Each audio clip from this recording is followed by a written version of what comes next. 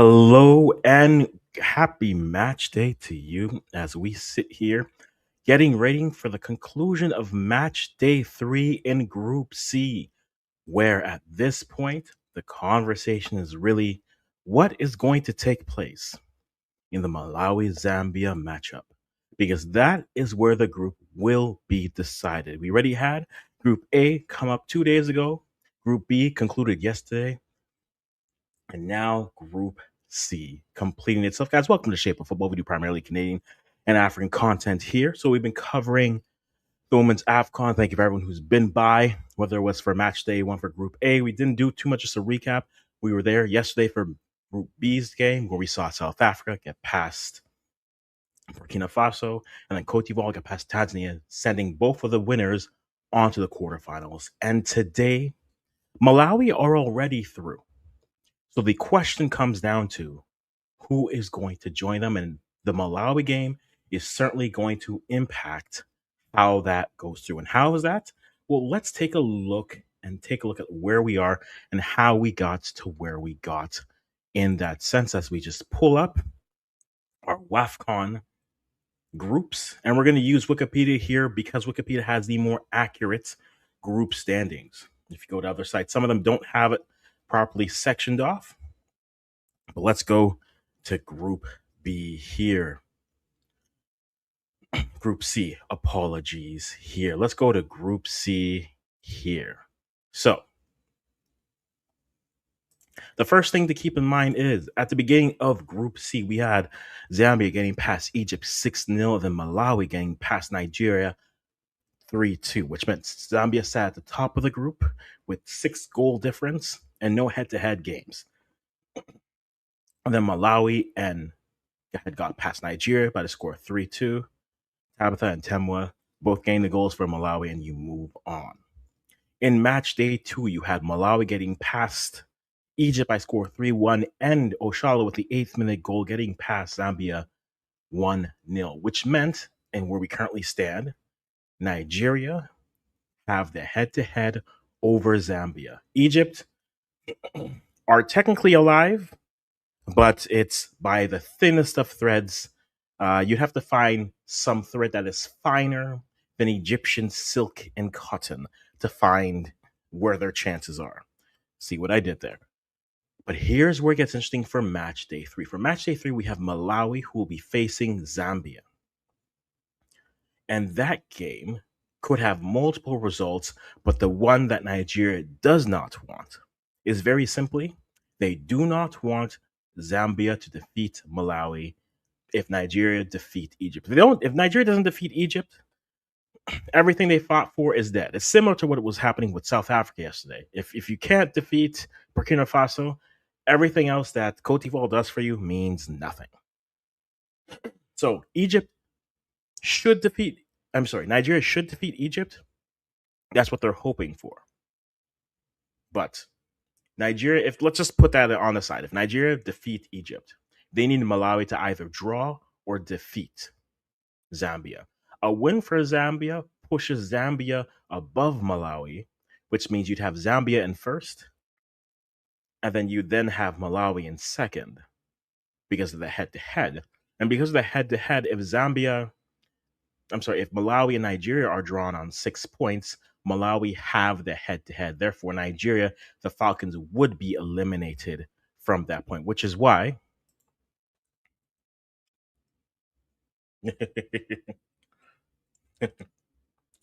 all eyes on Zambia.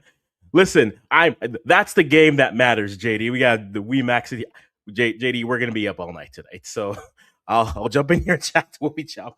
But listen, Nigeria, there's nothing Nigeria can do. Really, they can win their game, but it does come down to what happens with the Malawi Zambia matchup, and the results are simple. If it's a draw and Nigeria wins versus Egypt, Nigeria moves on. Malawi have 7, Nigeria would have 6. If Nigeria wins again and then Malawi wins, Zambia's at 3, Nigeria's at 6, they move on. As we had just explained, if it's a 3-way tie at 6, it would mean Zambia defeats Malawi, which means Zambia goes to the top of the group, Malawi falls to second, and Nigeria cannot surpass, and Nigeria should not. Nigeria does not surpass Malawi based off of that, and that's what Nigeria wants to avoid. So they need to beat the team that's in front of them. They really do need to beat the team that's in front of them. That's task one, and then task two is clench, pray, hope the sisters do something, because that game is where all eyes on Malawi Zambia. That game is where everything's going to happen, because I look at them as the same tide, right? Two good counter transition sides moving one side to the next, and then defense. We'll see how good they are, and that's what I'll be interested to see. So that's why I'm saying all eyes on. There always you see people in the chat. What's my top five in the competition? Ooh, good question. I would say for me, you go Morocco has been the most consistent.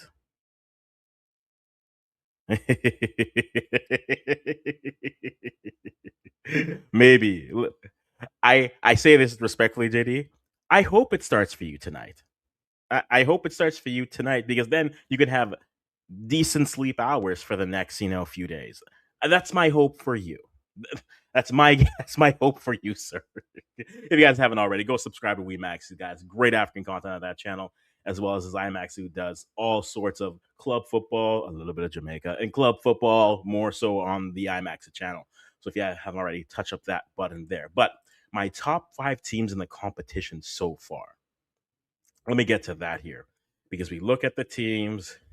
You have Cameroon, 3 goals scored, good for them. I think the top performing team so far is Morocco in this competition. I think you go Morocco, then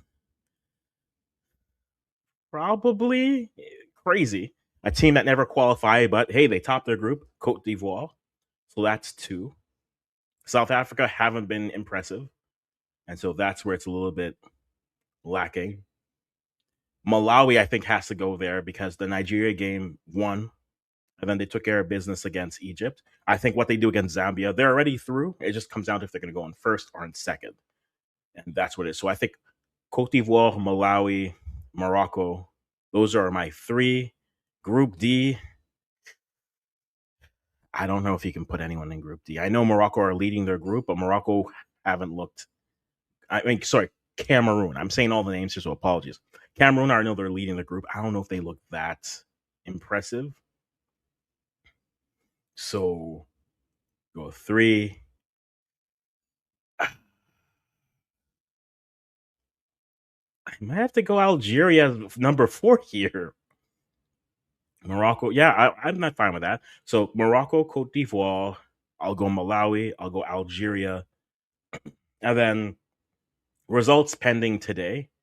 It will come down to it. I think Malawi can do a lot for themselves here with another win. A win really would be like, oh, they went 3 wins in 3 games in this group. So I think that would really push them up my rankings. But that would be. I have 4. Like, I can't pick a 5th right now. I can't pick a 5th right now. I'll go for that. That's what I'll say. I can't pick a 5th right now because no one has been really that impressive, right? Based on what you saw, will Morocco become champions? They certainly have the pathway to do it. They certainly have the pathway to do that, because let me actually scroll down here to show you what the matchups are. If they get past South Africa, I don't know if there's a team that they'll face that'll challenge them until the finals, because that's a thing. And so the quarterfinals, as they are currently set, you have Morocco versus South Africa, which is a nice matchup. It'll be a good. I think that might be the best. That might be the best looking game, like the best football game in terms of structures of play, flows, passing. The ball will roll in with these 2 sides, and we'll see if Morocco's learned enough in the last 4 years to be able to best South Africa. Cameroon's going to play the runner of Group C. That could be anyone from Zambia to Malawi, possibly Nigeria. If it's Nigeria, then you can have. That is interesting. That's actually wild. If it's Nigeria, you could have if Morocco gets past South Africa, hypothetically, you could have Morocco playing their finals, their last two final matchups in the quarterfinals and the semifinals. Because I think Nigeria should defeat Cameroon if it's Nigeria in the runner-up group. And then runner-up for Group D, that's either going to be Mali or Ghana. Winner of Group C, if that's Malawi, that's not a terrible pathway for them. The top half certainly looks like it might be a challenging run. That I think the term is a murderer's row, but I think they might have a pathway for themselves to move on if that's what it is. That could be interesting. But yeah, because runner up could be one of three teams that Cameroon will face. And so that's what makes it more difficult. But then Malawi versus whoever, if it's Ghana, that's interesting because Ghanaians will say, well, we beat them in the friendlies. I'm like, they weren't playing the sisters. You can't, yes, it's a good win, but they weren't playing the sisters. So it's a different game in that sense. But I think Morocco, based off their pathway, it'll be if they get through, I think they can do it. But they have to get past the South Africa team that's been given life. And that's the thing with this tournament. Outside of the teams we expected to play well struggling, to me, the story of this tournament, the teams that you gave life to are certainly making the most of it. Right? Cameroon didn't qualify for this. Were added as one of the four best teams that lost in the final round of competition because CAF went from 12 to 16. They topped their group. Cote d'Ivoire also didn't make it through. They topped their group. They face Algeria. You have a Mali side who on their final match day, a win and they go through versus Ghana. Egypt technically, by the, like I said earlier, a chance that is finer than the most delicate silken Egyptian cotton. Something that's more delicate than that is how much of their chances that they have. Less than that. They'd have to beat Nigeria and then hope for a. They'd have to hope that Malawi batters Zambia for them to have a prayer at it. But the teams that we expected are barely squeezing through, and the teams that were given second life are taking the most of their opportunities. And so that's what's happening in the game today. So we'll be watching the Malawi Zambia game because that result really will impact more. Yes, Nigeria have to defeat Egypt in their game. That is most certainly the case. And we've seen of the teams that we thought were going to win, of the big three, right? The big three teams that we thought, okay, these are the three teams that should challenge. Morocco looked the best. South Africa and Nigeria are trying to find form. And so that's what it'll be interesting to see what happens here. In this Nigeria game, it doesn't matter. Get the ball over the net and then just batter. You need it for your confidence at the very least. Do appreciate that, guy. Yeah, if you are swinging by, touch up the like button. Subscribe. Again, we do primarily Canadian African content. So if you like it, subscribe, turn on notifications to know every time we are here. I will be back later tonight, literally right after this is done. I'm hopping on. The thumbnail is made, but I have some Canadian matters to attend to at a under 20 qualifying here. So that will be there. So you'll see a lot of me tonight. I have a bowl of food. I have my liquid. I'm ready to go. But yeah, if you haven't already, just touch the like button. Do appreciate all the support you give. And as you're in, what has surprised you for everyone who's swinging by? What has been the most surprising thing in this tournament? What has been the most, who has surprised you and who has disappointed you so far in nearly having, we have 5 of the 8 quarterfinal teams that are here. So who has surprised, who has disappointed you so far? In the comments, let me know. We'll run it through as we are a few moments away, for about 20 minutes or so. I'll throw up the lineups here in a second. But I want to get to Omar Fallon's comment here. Nigeria needs a new coach. Here's what I'll say. They got rid of Randy Carlisle, I believe was the name, before that. And then they had Justin here. And with little preparation, they won WAFCON last year. And I think the problem that happened is the federation looked at it and said, well, I mean, what? Do we need to prepare? We'll just go win it again. They won number 10, where they went through Again, at the quarterfinals, Zambia. At the semifinals, South Africa. And then had to come from behind and defeat Nigeria. I mean, not Nigeria, Morocco.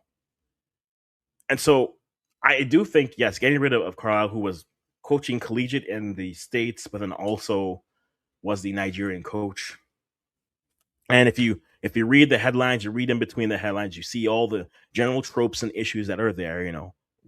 Hasn't been paid in a while, was expected to do a bunch of things. With this group, if this is the group you gave, and this was the coach you gave, you didn't give nearly enough preparation, right?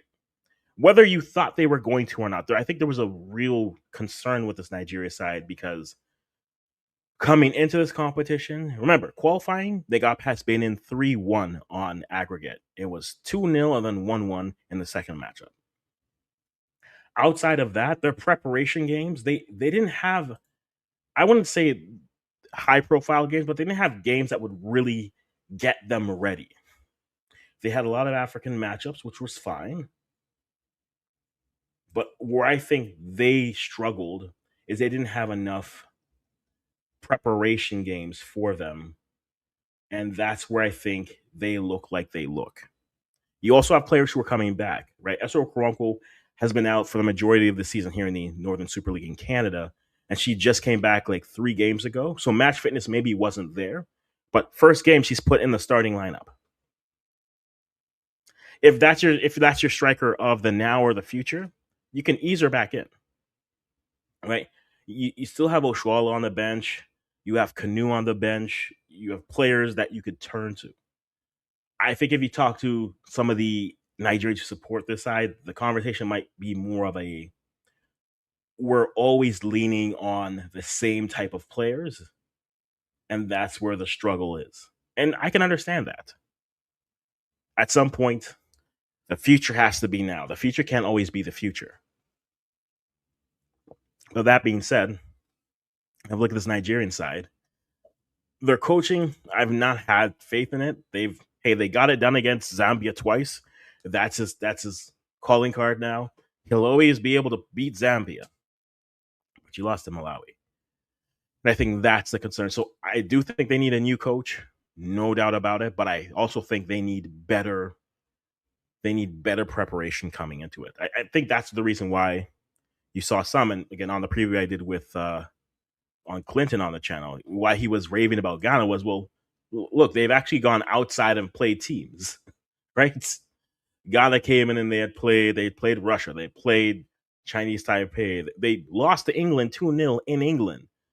And so it was like, okay, look, are all those results win? No, but at least it's testing to see what your level is, playing from there, going, etc. Nigeria didn't do any of that. Last time they had played France, they played some other sides building into it. But that's where I think the concern is. I'm not so trustworthy of the coach, but furthermore, I am more concerned with how the lack of preparation. They got away with it last tournament, and if they don't make this World Cup, I think that'll be their alarm bells. But they'll probably blame the players. They'll probably blame somehow Morocco. It'll be Morocco's fault somehow, even though they didn't play them. They'll blame everything except for themselves, because I think for them that's where they struggled. They struggled with the idea of, hey, they didn't. I don't think they took preparation seriously. Now I could say all that. If they go on and win it, that's now 2 straight tournaments that they're able to do that. But first, they need to win and then get past. Get past Egypt in their matchup. So that is what they need to do there. So let me actually get you the lineups here. First, let me get the lineup for Egypt versus Nigeria. Then we'll go to the Malawi versus Zambia matchup just to give you those lineups here. So as you can see, you have for Egypt, Sabri, you have Assam, you have Abdullah, you have Khaled, and then Yahya in your back line. Mahira and Mohammed are your holding midfielders. They're playing a 4-2-3-1. Tarek, Ghazi, and Zezo are your attacking trio, with El Mahdi leading the line for Egypt. Now for Nigeria, familiar faces: Nadozi, Ohale, Ichebe, Alozi, and Oladipo are your back line. Ajibade, Abiodun, and then Tony Payne in the middle. And then further up the pitch, you have Babajide, Oshala, and then baller number 9, Folashade Iljamilisu. And if I said your name wrong, guys, I apologize. I apologize all this all the time. But that is your lineup for Egypt versus Nigeria. That game, we'll keep an eye on it, but the game will be really falling is going to be the Malawi versus Zambia matchup. And let's get to that lineup here as it stands. Here, lineups will be very interested to see. I think both sides will have to go fully going.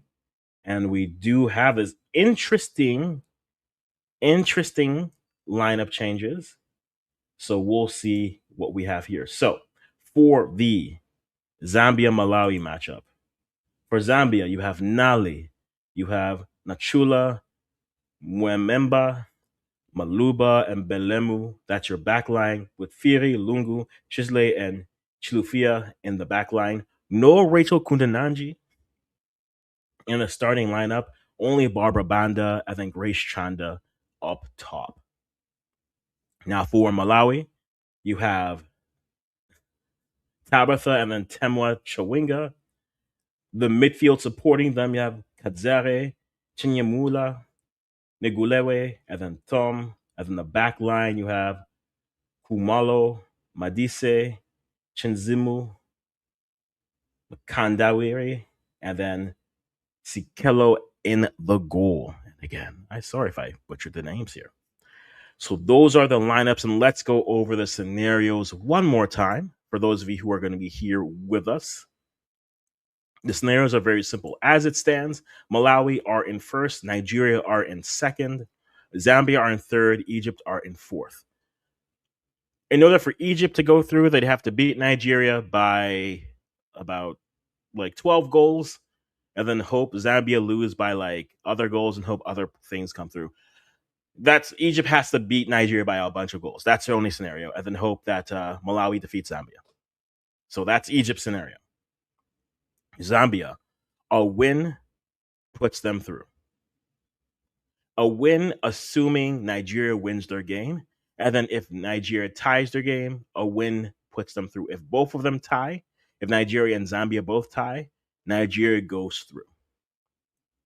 When it comes to Nigeria, a win and a Zambia loss puts them through, or a Nigeria win and a Zambia draw puts them through because they're tied on points.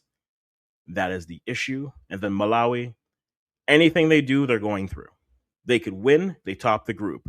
Draw, they top the group. Loss, they finish in second in the group. And now the scenario that Nigeria wants to avoid is if they win, but then also Zambia win. Zambia then goes to the top of the group and they push Malawi down to second.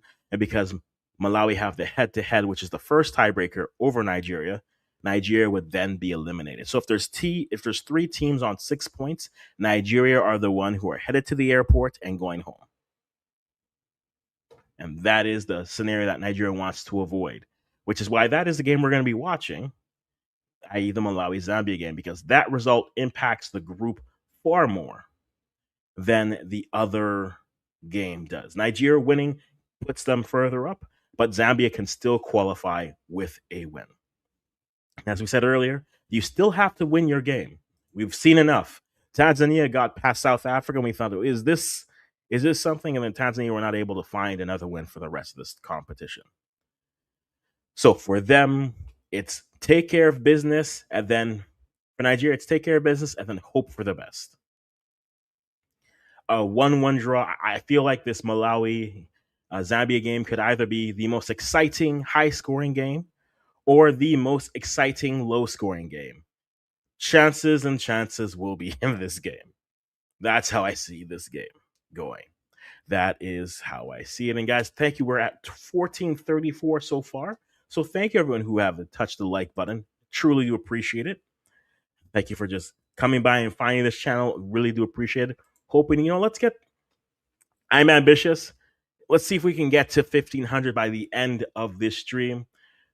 Probably be there at the end of this day, but let's see if we can do that for it and move on for it. But again, that is the scenario coming back at this group.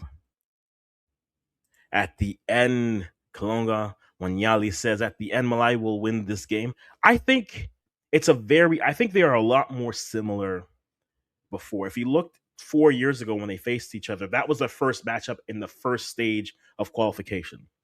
And for those of you who aren't aware, Africa typically does, for the 2022 edition, they did zonal qualification first.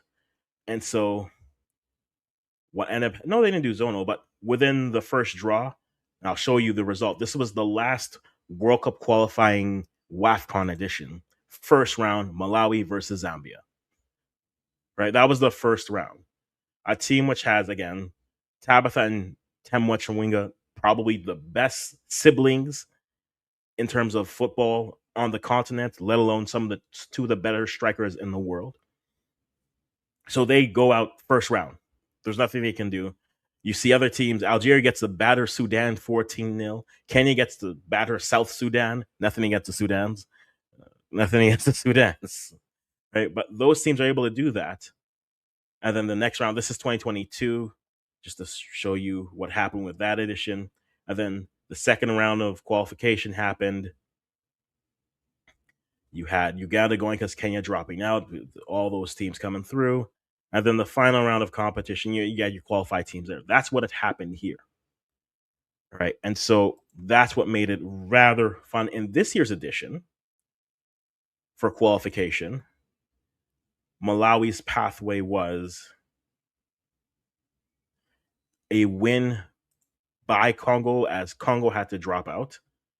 They withdrew their team, so Malawi advanced without facing anyone in the first round.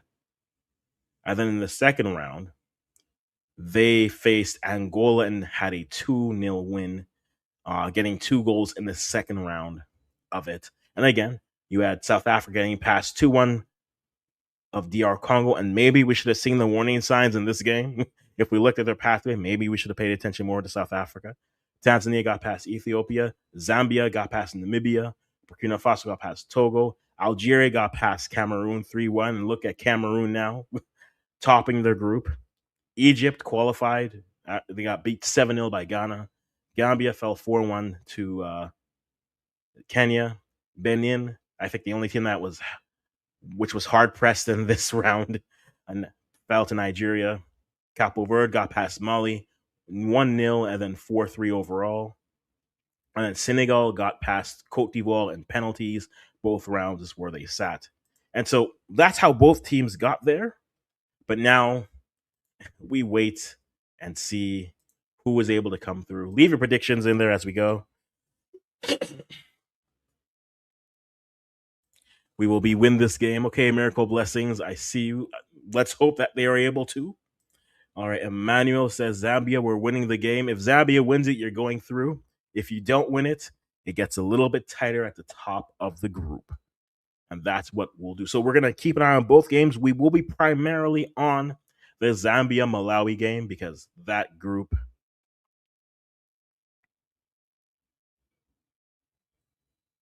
that is the game that will impact the result far more with the games coming through.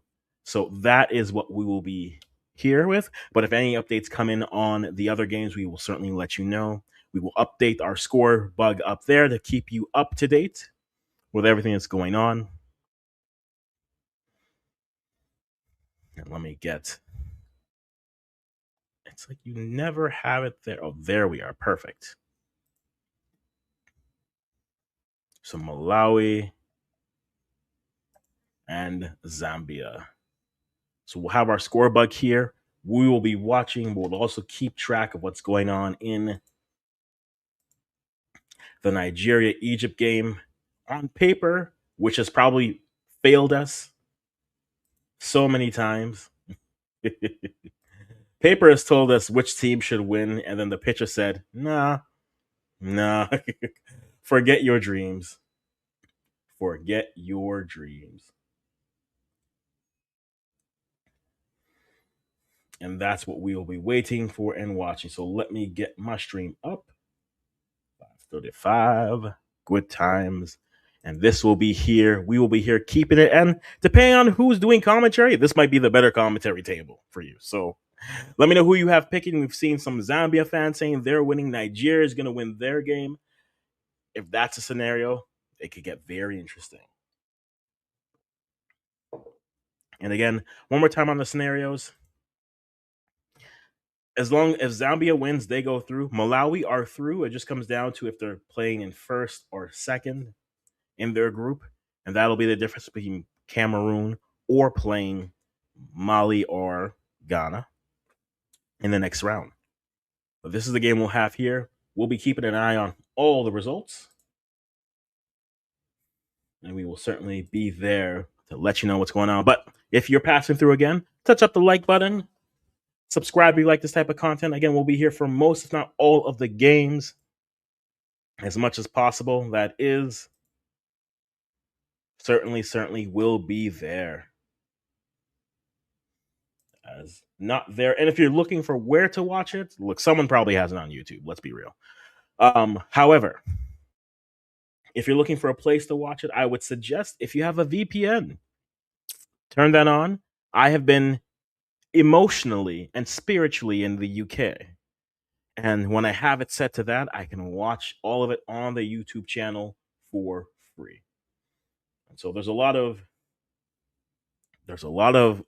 bit of anxiety here for Nigeria because it is not in their control. And again, reminder, this is also the World Cup qualifier. So the semifinalists will be on their way of this competition, will be on their way to the FIFA Women's World Cup happening next year in Brazil. So all the teams have two chances who make the quarterfinals to make it through. The first route is win your quarterfinal matchup. So if you are at this point one of Morocco, South Africa, Cameroon, Cote d'Ivoire, Algeria, and then Malawi, and then whether it's Zambia or Nigeria, if you make the quarterfinals, win your quarterfinal matchup, you are en route. You can get to spend all the time you want on the beaches of Sao Paulo, Rio de Janeiro. You can go enjoy your time. If you lose your quarterfinals matchup, you go to the repêchage, which is a playing match for the Interconfederation playoff. And there's going to be 10 teams there. And out of those 10 teams, there'll be three pathways, and three teams will emerge from there. So if you make the quarterfinals, one win means you're going straight to the World Cup, but also still battling for this trophy. If you lose, probably about 4 wins you need to qualify your spot. And so you need one win here for both sides. Nigeria needs a win and either a Zambia draw or a Zambia loss. Zambia just needs a win and they go through. Malawi already through. It just comes down to if they're going to play Cameroon or Mali or / Ghana in their matchup. And the winner of those matchups will go through. So that's what's at stake here, as well as probably the third prettiest trophy in the world. That is what is at stake there.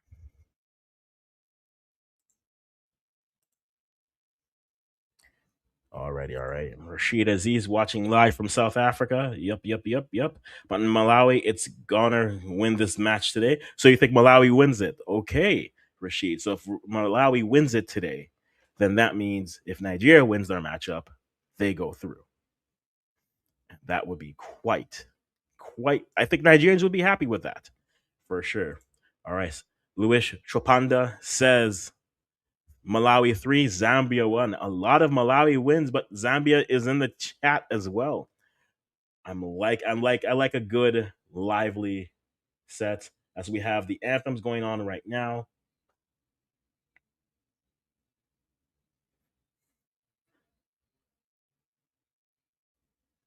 So right now we got the anthems going on in the background. Zambia getting their anthems going.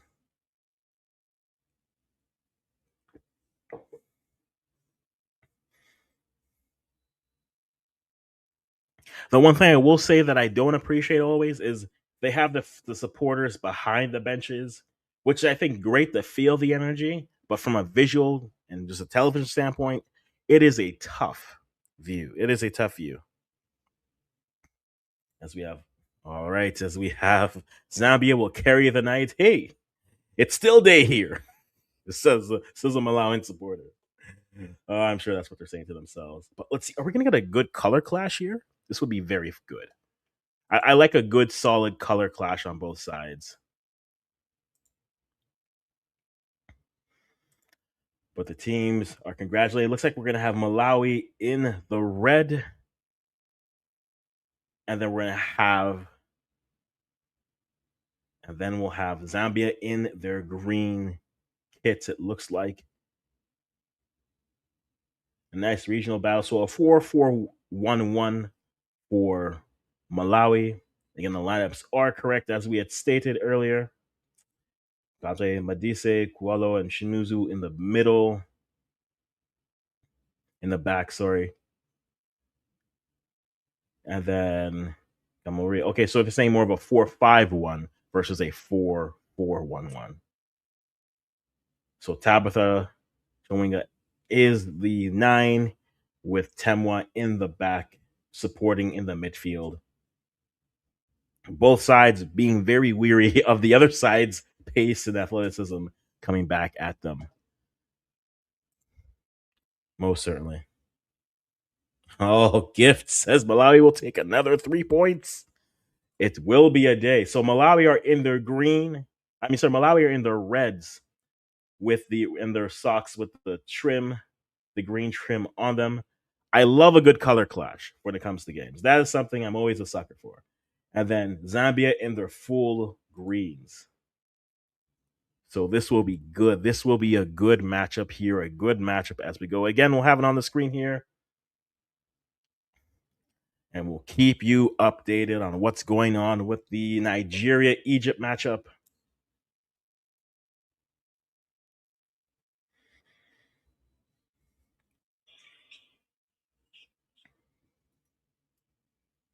Zambia going with a 4-4-2. Two yellows in the midfield is something to keep in mind as well for Zambia.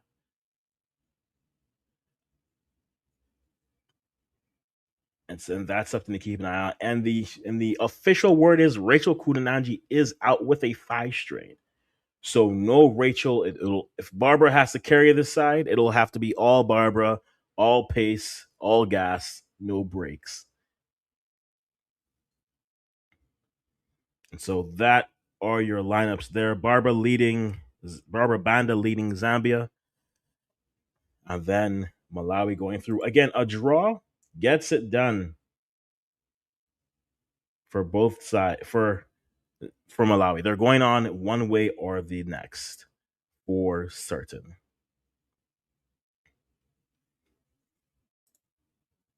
Alrighty, and let's get to this. As both games are underway, as we have Zambia looking to go a little bit more direct and create a little bit of chaos for the Malawians. As they go direct off the kick, they get the ball into the middle. Malawi tries to clear it, but not clearly full.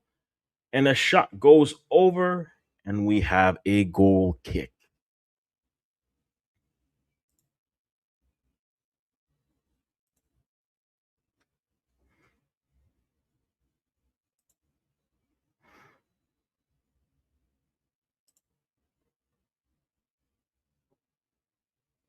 For certain now. We have Zambia coming back a little bit down the left wing. Can they create something?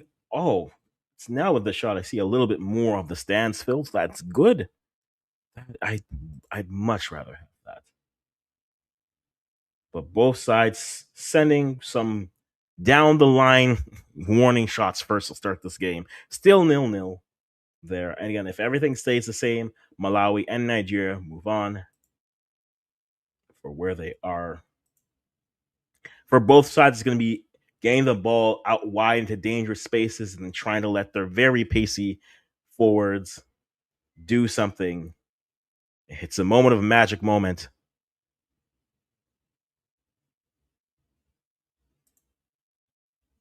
Let's see what we have going on here.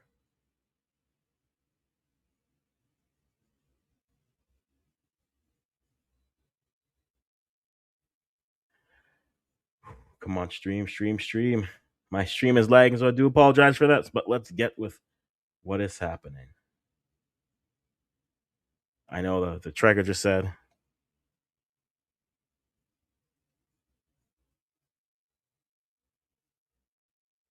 So we have Zambia gets the ball to Barbara Banda.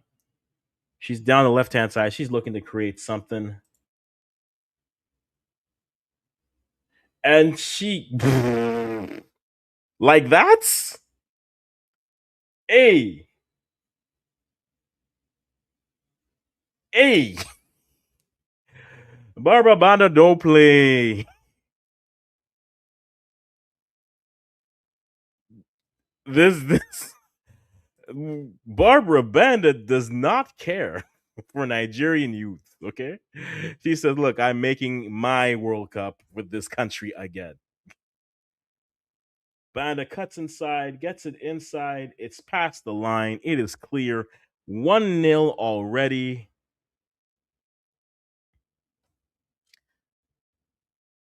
Goalkeeping, I have questions on what you're trying to do. My goodness, already? Well, just how do you not claim that? A a terrible goalkeeping error. A terrible goalkeeping error. And now Zambia, not even 5 minutes into this game, have 1 foot in to the quarterfinals. How how do you just ah I don't know if Malawi are gonna if this is how you're starting Malawi, if this is how you're starting, we have issues. We're gonna have problems.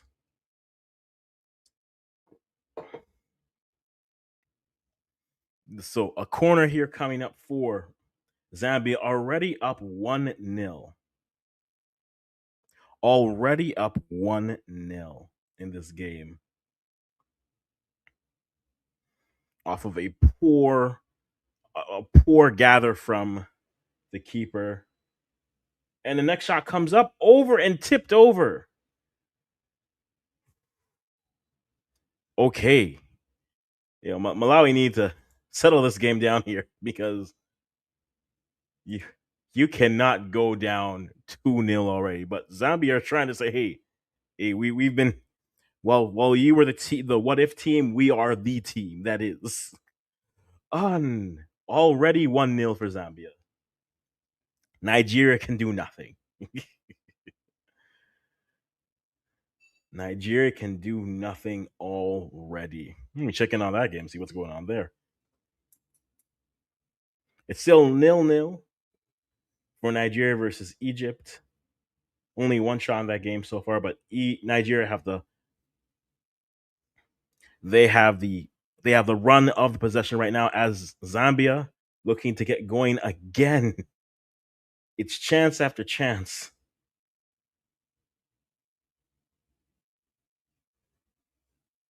It's unbelievable. So 1-0 Zambia over Malawi. Malawi trying to get the ball into some spaces, but easily gathered. And now Zambia with another opportunity, but they re-go from there. It looks like we're about to earn a free kick and can't get the ball through. I'm not gonna lie, Zambia right now are looking like the better side 6 minutes in, mainly because both these teams defense, huh, huh. What's defense for them? It's a question. This game is gonna be all gas, no break. And Infantino wants to show up now, eh? Now you support African football. Hmm.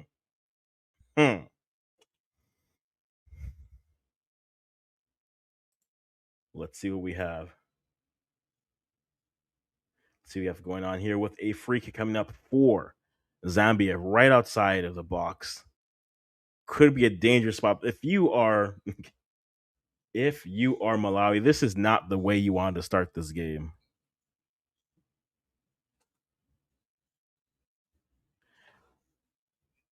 Foul right outside of the box. It's a wide free kick. You could go direct. It could be very dangerous if they're able to do so. So 1-0 in this game. At this point, if it's 1-0, there's nothing Nigeria can do. There is nothing they can do. So let's see as we have who's going to get over this for Zambia. Who's going to be? Oh, they try to go direct and miss wide. So we got a goal kick coming back.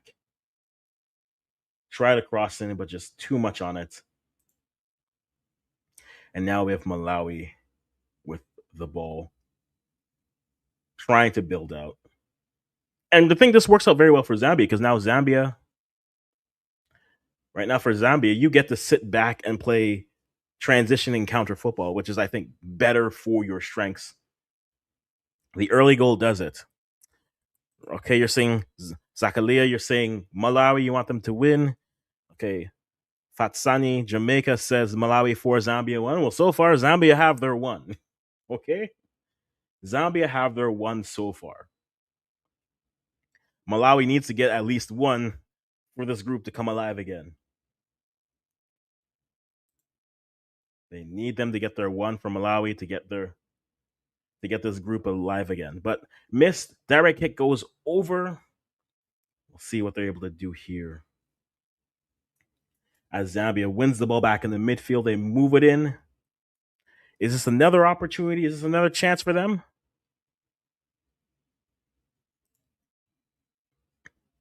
And another dangerous free kick coming for Zambia. This is, yeah. Another Malawi giving up fouls in dangerous spots as if they're asking to go down more. It's as if they're just asking to go down more. Still 1-0. We'll see if we can get something coming here. And another poor set piece from Zambia goes over. Now we have the goal kick coming from Malawi. Malawi have barely been in this game at this point. Zambia with the early goal have done it for themselves. They're in the driver's seat. Don't lose. A draw and they're back in the spot where they don't want to be in. But as long as Zambia wins, the closer they push Malawi to Nigeria, the worse it is for Nigeria. Again, and for the record, I am Ghanaian Canadian, so I have no horse in this race other than chaos. That's the only horse I have in this race.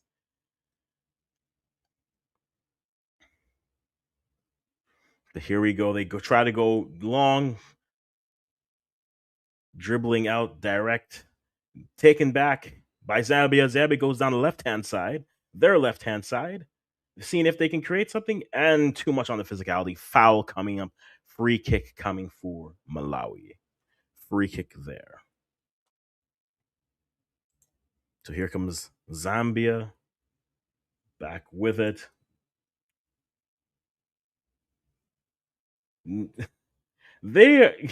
Barbara Banda will literally put the Zambia side on her back and say, listen, I am just going to score as many goals as I can and say, sisters, bring it. That is the Barbara Band experience right now. If she does that, they're looking good. So here we have Malawi go direct, get the ball on their right-hand side, moving down. One ball tries to dribble through, foul given. Now we have a dangerous free kick for Malawi, just outside the box, about 10 feet outside the box, 10, 15 feet outside the box. Let's see if they can create something with this opportunity. Finally, can Malawi do something?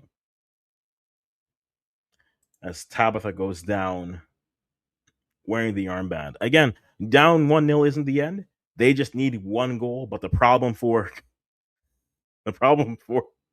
them is they are creating so many chances for themselves, Zambia is, that there's almost nothing that Malawi can do.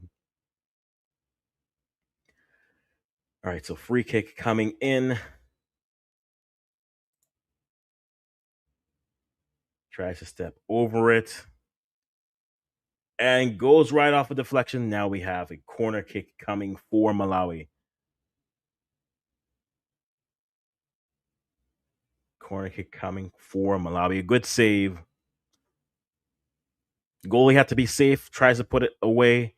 Good save. Corner kick coming. Some good opportunities, some good chances there for Malawi here.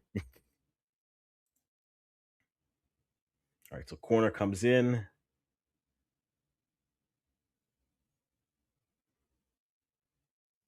Tries to go over, but can't fit it through. And it ends there. Whew. Zambia win it, and then they try to go now on the foul. So good two opportunities there for Malawi, but Zambia have looked more dangerous. Zambia have the goal, and as it stands, Zambia moving will face Cameroon if these results both hold. If these both results hold, it's that what's going through. And checking into the Nigeria Egypt game, it's still 0-0. Nigeria have two shots, but nothing on target. While Egypt have one shot on target in that game, while Egypt already have a yellow card. Again, for something to matter in that game, i.e., Nigeria winning, they need Malawi to draw level with Zambia. And so far, Zambia will have no part in working with this. They're up 1-0. And if we go, goes on, we see the supporters here, guys. Thank you for being here again. If you haven't already, touched the like button, subscribe. We do primarily Canadian and African content here. So like it up, subscribe. Tell me who you're rooting for as you've been doing. And we'll keep the vibes going as well. For 100 of you here, we appreciate you. Really do appreciate that many of you here to spend the game with us. I know access has been a little bit difficult, but we are certainly here to try to give you the best we can for commentary and updates on the other side. But as it stands again, it is 1-0 Zambia. Barberman off a terrible goalkeeping error. Tries to catch it, goes through her hands up, bounces through the net, and Zambia go up 1-0. As we have a throw in coming back in for Zambia. Let's see if they can create something moving the ball back up. And we see Emmanuel saying, like I said, Zambia, Zambia. Okay, okay. And then Hussein says, Malawi, Malawi, Malawi win. Hey, I love to see both sides in. The pace of Barbara Banda creates trouble in itself. And if you don't have a decent goalkeeper, it looks like Malawi doesn't have a decent goalkeeper today. It'll come back to bite you. And so far, it is biting the Malawians because the Zambians are getting to every ball. They are quicker on the ball. They know that a win guarantees them a spot in the next round. Nothing more, nothing less. Only a win guarantees them a spot, and they would top the group.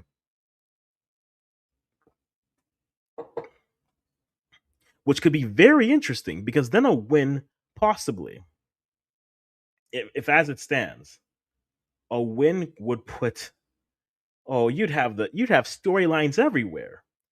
Nora Haptala playing against her former side with Zambia possibly playing Ghana. As Chewinga tries to dribble out of trouble, gets the ball out wide.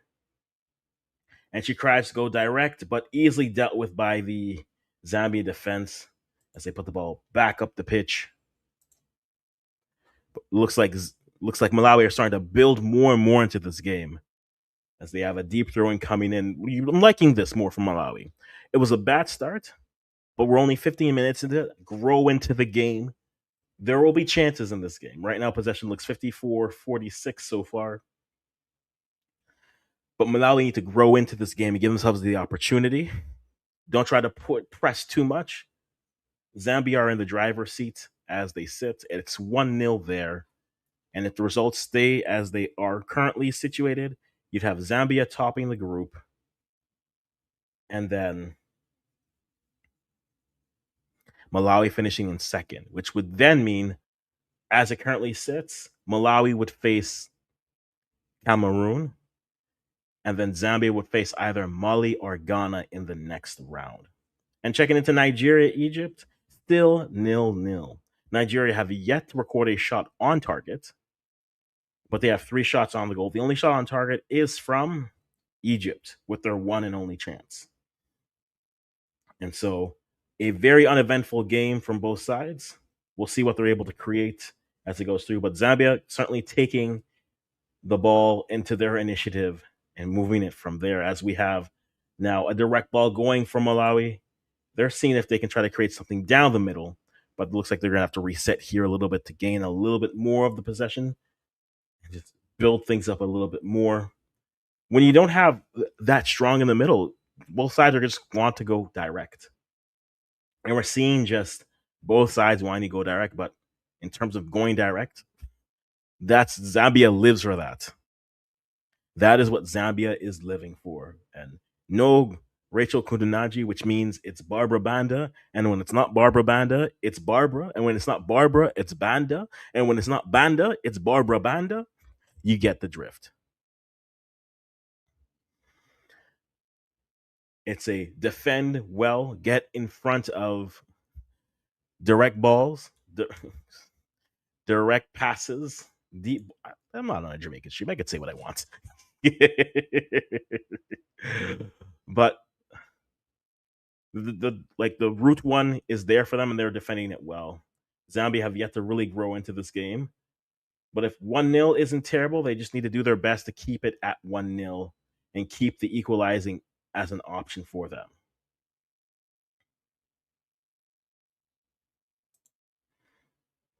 That is certainly what they are going to be looking for. We see you, Crispin. Crispino say, okay, Zambia, Cholo, okay. I'm going to look what that means because that is something.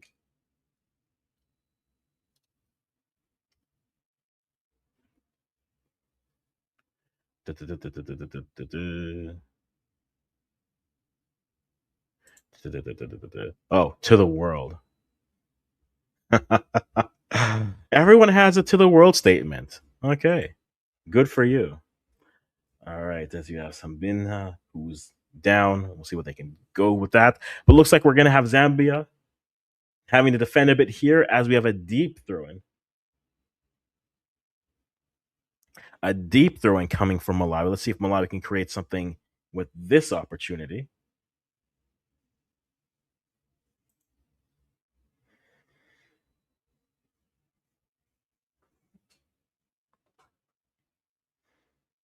But another shot, but this one goes awry from Malawi, and this is good. This is better from Malawi. Not the best start, but this is better. But they have to take a little bit more. If they play at this breakneck of a pace, both sides want to play this way.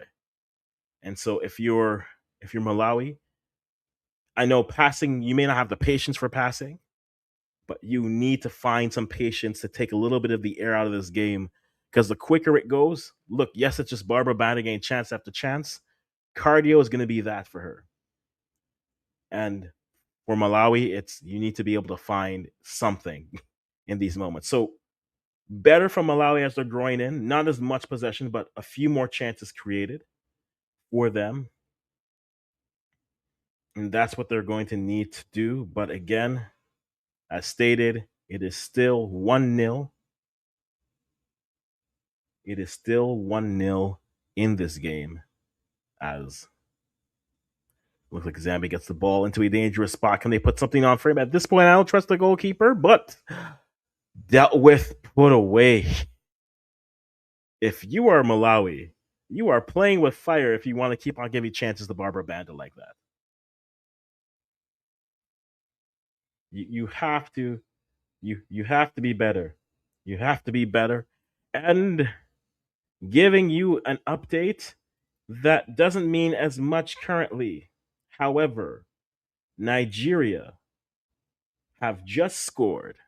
They are up 1-0 over Egypt, a result I thought we all anticipated. And as a result, it changes nothing. Nigeria up 1-0. And what this means for the group is currently you have 3 teams at 6 points.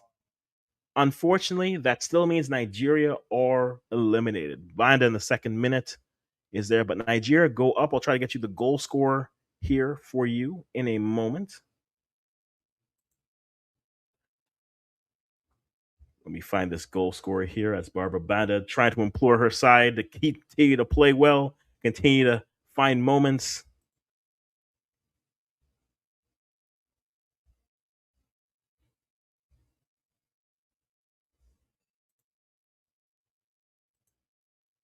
Let's see who has the goal.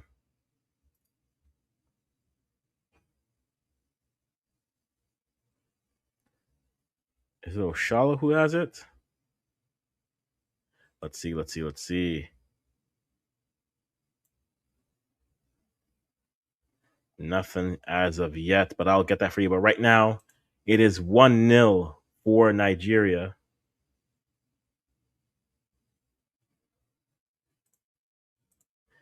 Is the standings. It's 1-0 for wait. Is it 1-0 for Nigeria or did they take the goal away?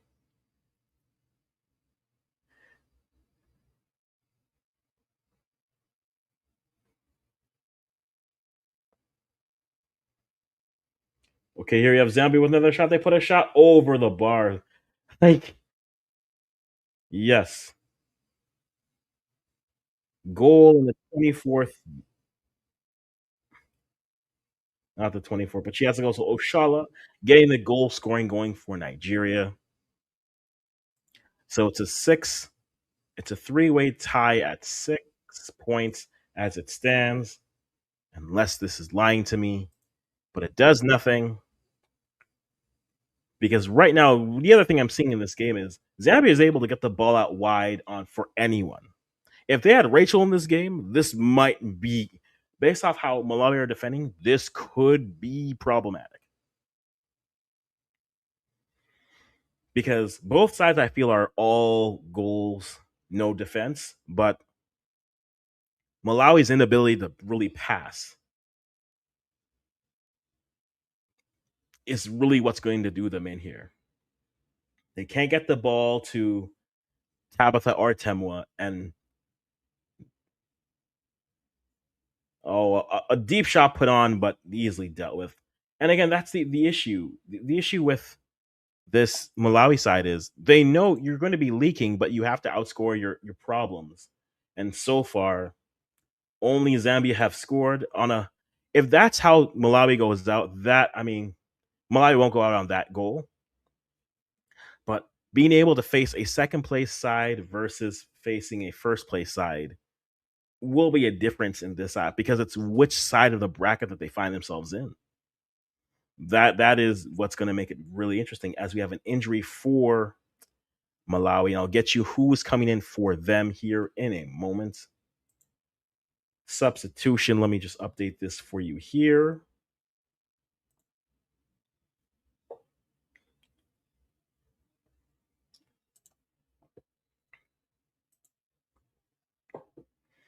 So a substitution number 9 from Malawi.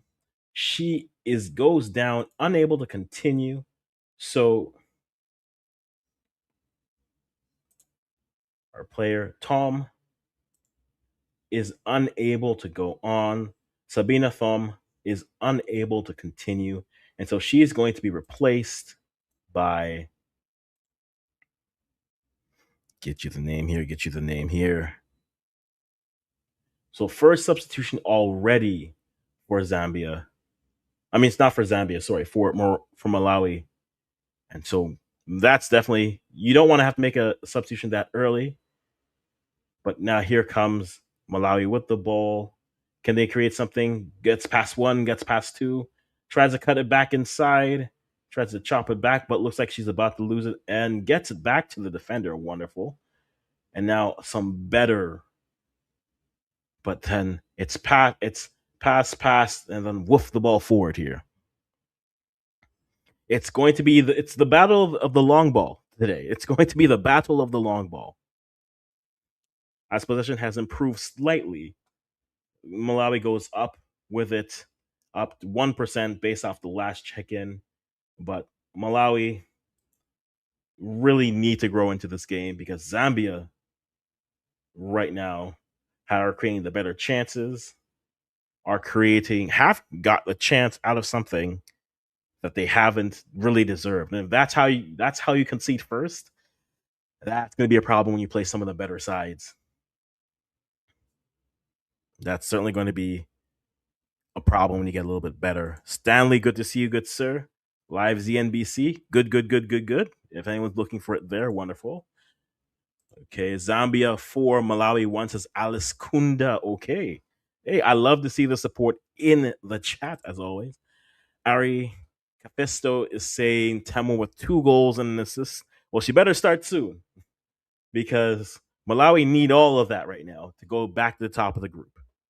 Right. And as it stands now, you have Nigeria on 1-0 over Egypt, Zambia 1-0 over Malawi. The current live standings would be Zambia, Malawi, Nigeria, Egypt. Nigeria wouldn't make it through if this result stays. So Nigeria are hoping Malawi can do anything for them. We're 28 minutes into this first half. See if Malawi can create something coming up here as they go direct again. As they go direct again. Okay, Anthony. I see you. Anthony saying Zambia 1, Malawi 3. Well, Zambia have their 1. I'm waiting for Malawi to get to their 3. Because right now, I think Malawi defensively have improved from the start, but they were giving too much on the wide spaces. And they're fortunate that it's only Barbara Bana they have to deal with, but Grace Chanda's been giving them problems. And we haven't heard or seen too much from Temwa or Tabitha Chawinga. So if you're Malawi, you're only down 1-0 off of realistically a very poor conceded goal. Goalkeeper doesn't corral it. It flips over her head. It bounces into the goal. Only 1-0 isn't terrible. You can gather yourself from this, but you need something to gather yourself. You need someone to take control of this game. If that means Temwa going into the midfield and starting to control things more, then do that. But right now they need a little bit more of a hold of this. They need to take this game by the collar. They can't play it as this high pace of a game. Right. And unfortunately for them, it's Malawi will just say, okay, Tabitha, Temwa, go save us, please. Thank you. You need more than just that. You definitely need more than just that. But a nice chance coming. Oh, a good strike.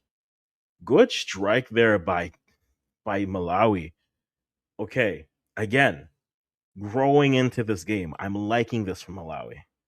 Growing into this game. Malawi are going through one way or the other, but I don't think they want to go through on a loss.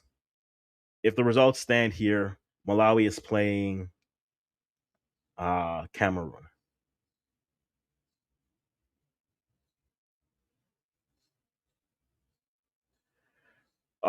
Just Tabitha just gets it. That chance that just came there. Tabitha just gets the ball, just with the player going beside her down, and then just loses the ball at her feet. Both sides, high angle passing through balls, diagonals are there. Defense is not what this game is going to be known for, and so find a goal, find many goals. I think they are there to be found, most definitely.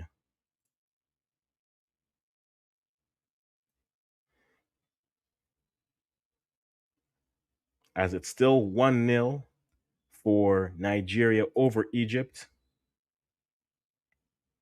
So 1-0, 1-0 in both games. As you have Zambia coming back on the other side, getting the ball out deep, and now they have a set piece coming for them. A set piece coming up for them. And that could be, you don't want all that good work to go to waste and concede a goal here. So if you're Malawi, some good defending, grow into this game. I just want a good game here. And we'll see what they're able to do.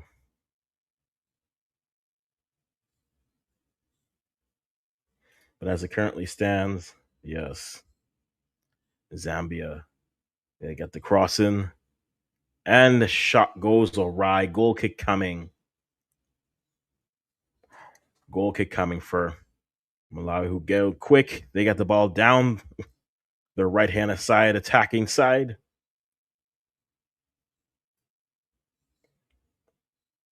But Zambia back on the ball. And even in these little moments, that's the one thing I'm liking with what Zambia are doing.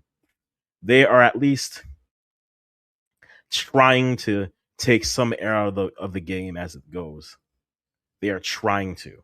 Are they successful? No, but they're trying to. And that's the thing that I'm hoping that's something you definitely want from Malawi. I think if Malawi were patient or had the players that would allow them to be patient, as we're seeing at least, yeah, some good supporters out. I think outside of the Morocco game, this is the best sounding. This is the best sounding stadium I've seen so far. But 1-0 in both sides as you see the scroll going. Malawi just need one moment to change the dynamic of this group.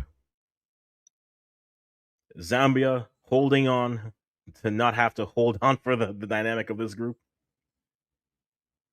As with Malawi with another shot coming through here. Malawi are certainly growing and finding spaces to transition in. And I like that from them. But now they have to be wary on just direct balls coming through.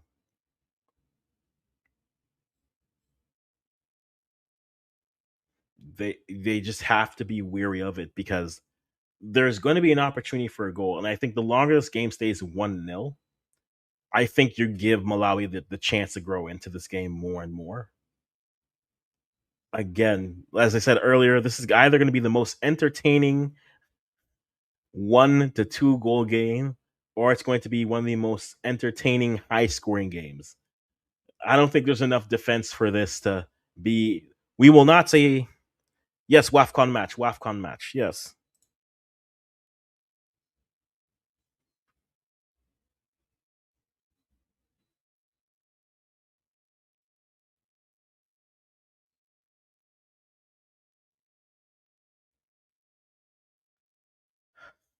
I'm just seeing the Temwa shot here that she puts on, and look, this is much better. Temwa's shot just there. This is much better from again. Defense in this game is a suggestion at best. It's a suggestion at best. But Malawi are going to score in this game. It's just a matter of when. And it's the other question is, will they have conceded again?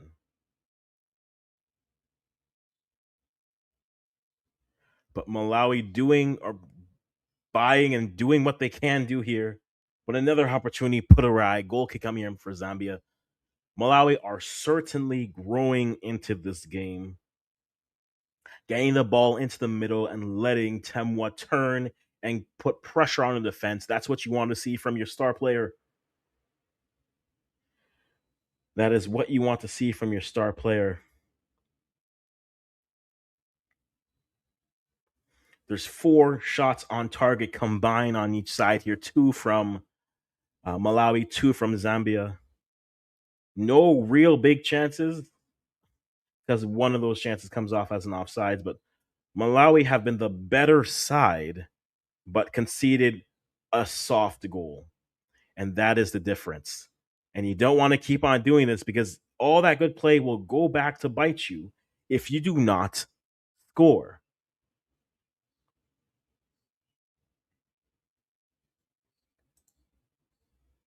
It means nothing if you do not score. Zambia are slowly creeping in on their possession aspect here.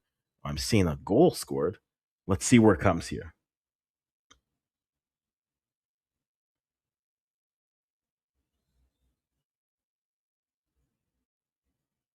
Okay, let's see what's coming. Let's see what's coming here. As Zambia better in the midfield, passing the ball out. They try to go direct here. Played into the middle, no resistance. Do they try to get the through ball diagonal to get it through? Past one. Cross coming in. How?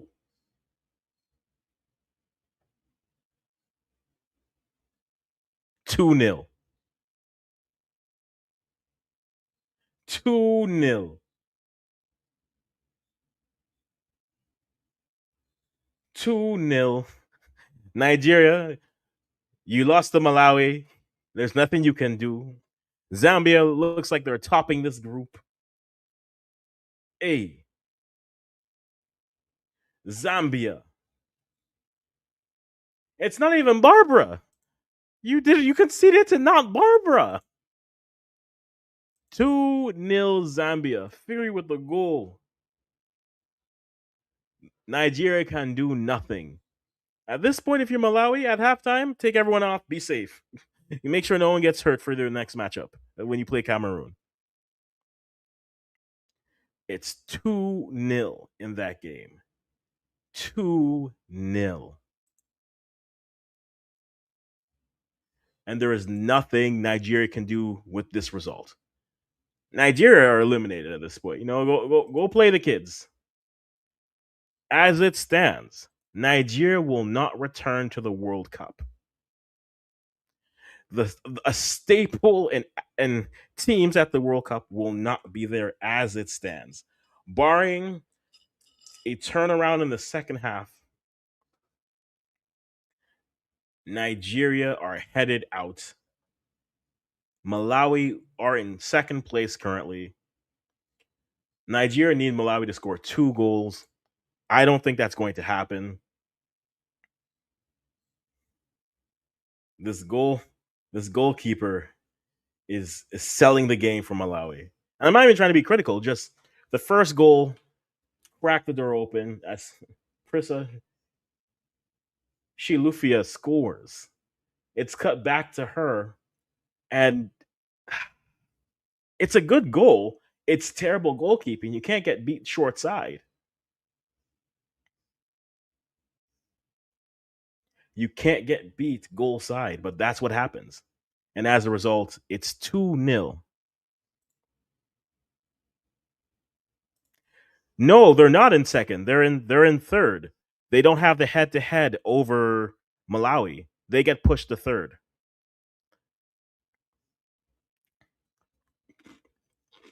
Unless my math is wrong.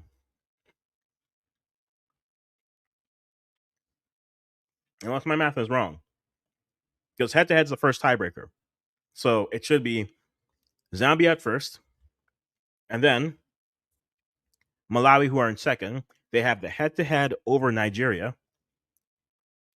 Unless I'm wrong, they shouldn't be in second, but we'll see.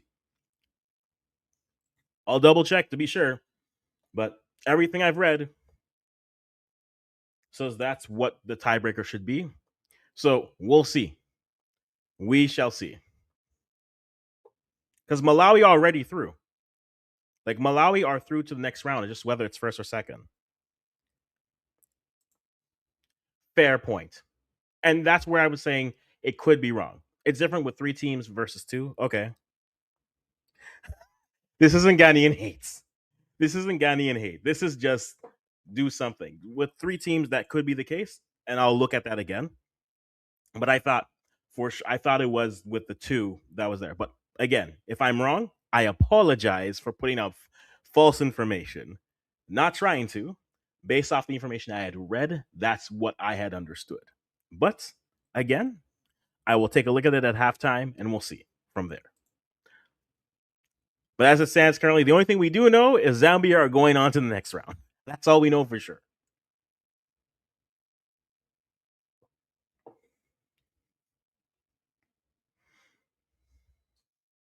So Zambia right now are topping the group. That's what we know for certain.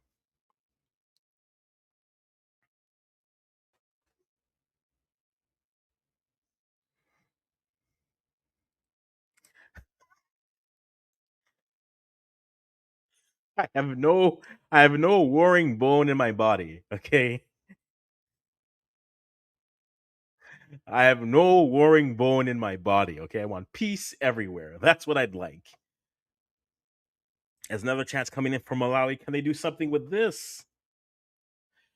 But too much on the rebound, and it goes back. Free kick coming back for Zambia. 2-0 is the score. Banner's not up.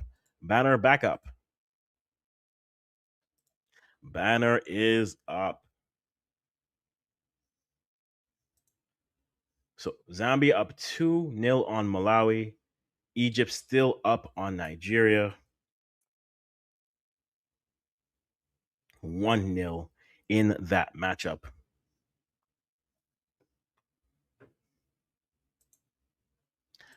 We will go and we will see and we will flow.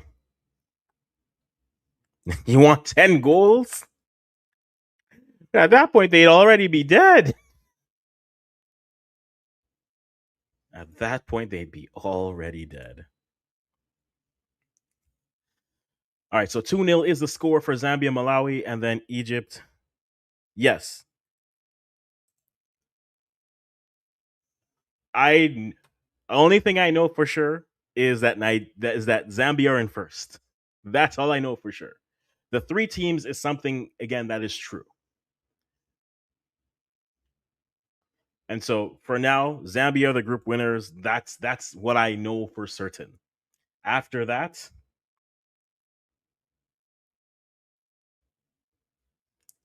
after that we look. Actually, since we're gonna do this, let me do this. That happens.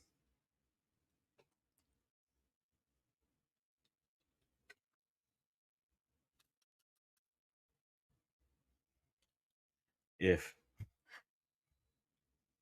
Group C finishes with three teams at 6 points.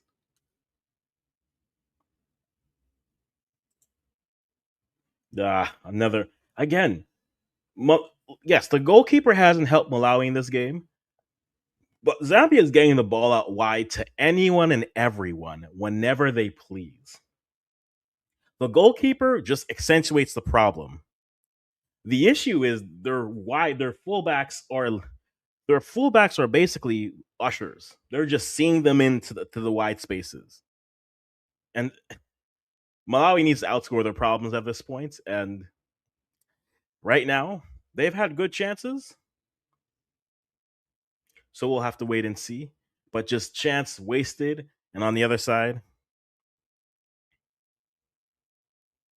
from there.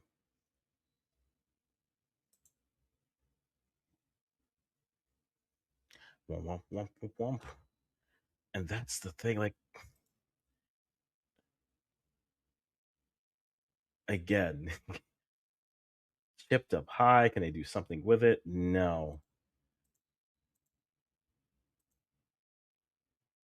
Let's see.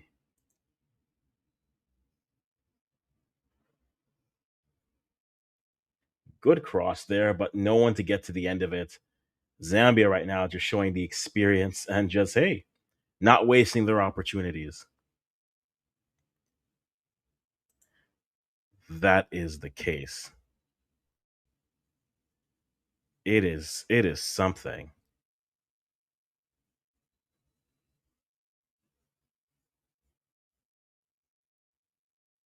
Okay. Okay, let me see if I have this correctly.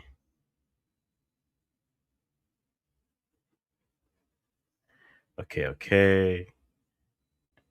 Now, if all finish with 6 points, CAF will not use overall goal difference first. Yes, of course. They'll use head to head difference between the three tied teams. Points, goal difference, goal scored. Okay, everything all depends on yes. If it wins by one goal, yes, it's low scoring. Zambia will okay, and Nigeria. But if Zambia wins by one goal difference with many, like 3 to 4, then Nigeria will be out. But if Zambia wins by two or more goals, Malawi will be out. Okay, and this is this is the most complicated thing. But again, this is where everything matters. Okay, I think I understand this better. So let me update this.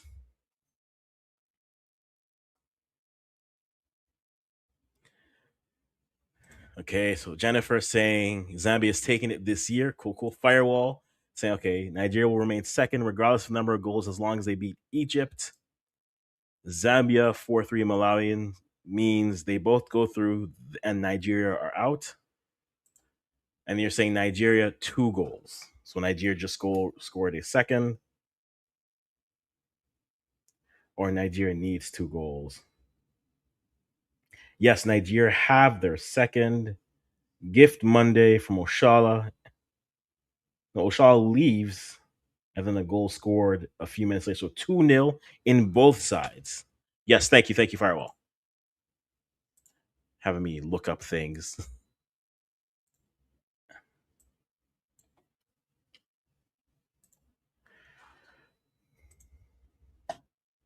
Okay. Let's go. All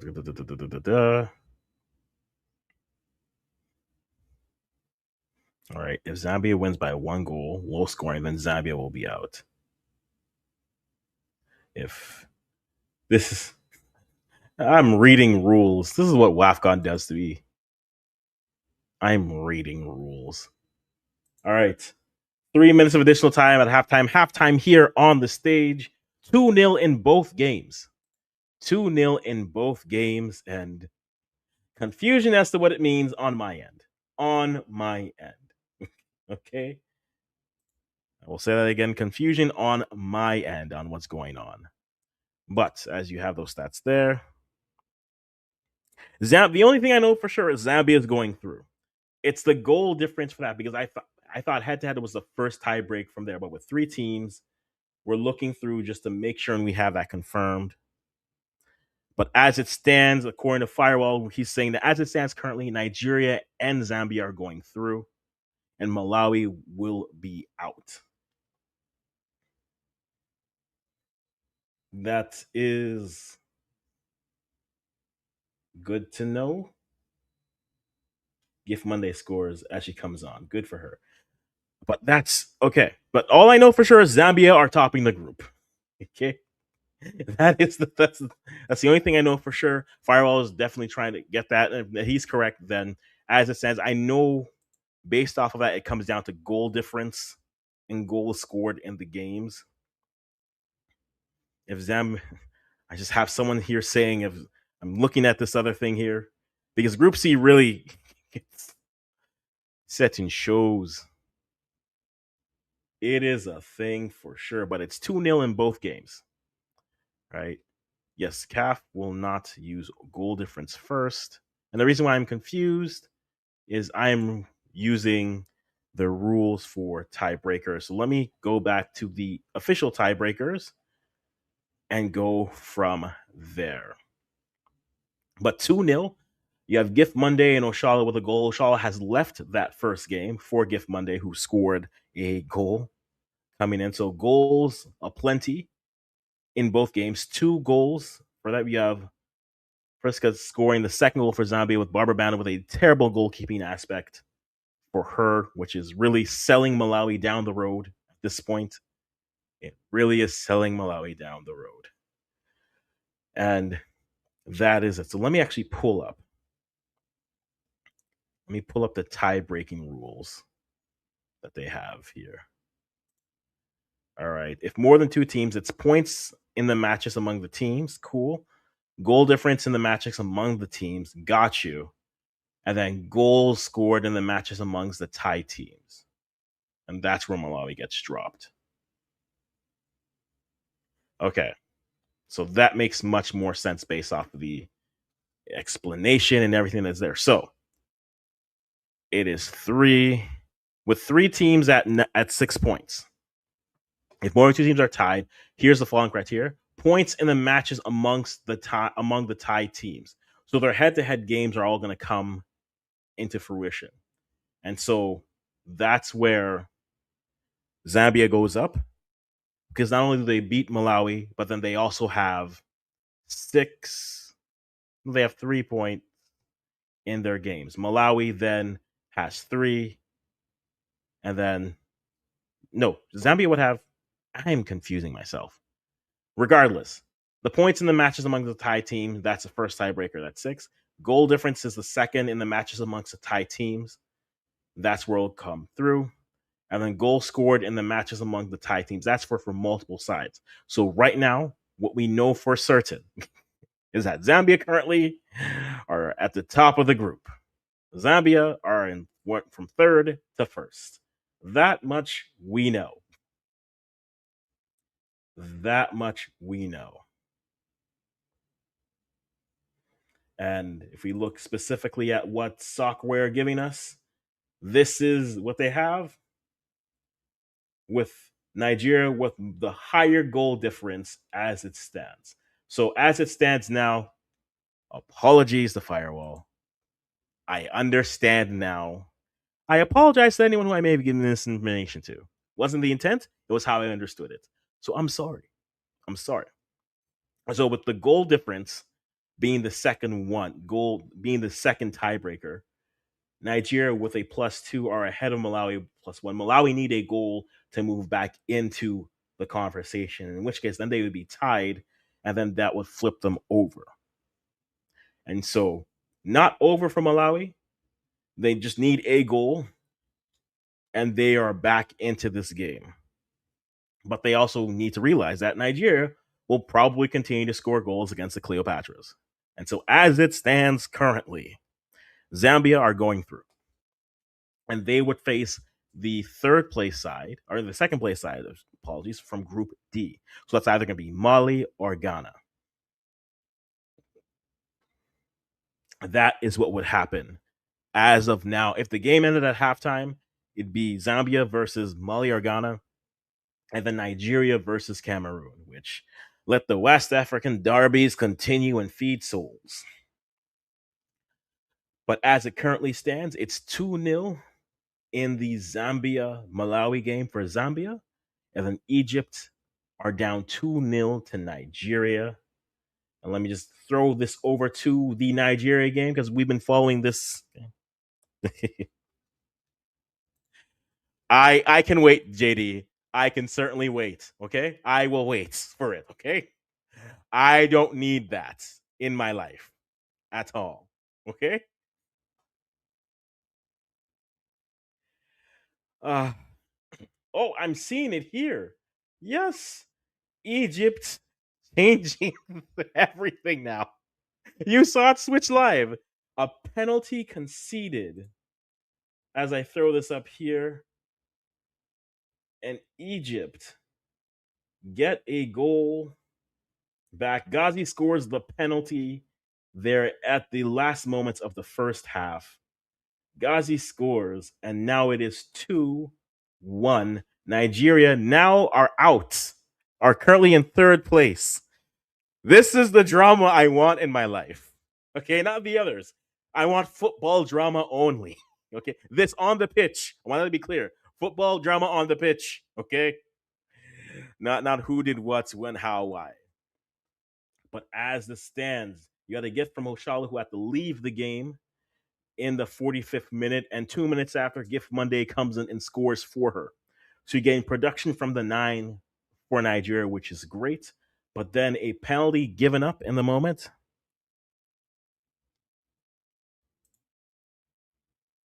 I'm just doing this. Still a penalty at the moment as we sit.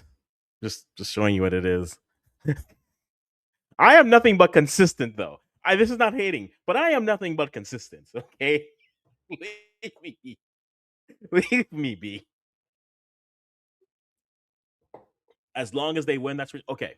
Noted and noted. So as long as they win, they finish in second. According to Firewall, we'll see for certain. I'm sure they will keep us updated on the broadcast of what's happening, and I will continue to read every subreddit I can find in the meantime. But as you can see in their matchup, you have. Let's look at. I'm never going to escape the allegations, but I might as well lean into them. No, actually, no. Let me be objective as much as possible here. But Barbara Banda scoring for Zambia in the second minutes, and then Priska scores in the 37th. That first goal, I am sorry, as a goalkeeper, corral the ball. That's all I'm asking. Corral the ball.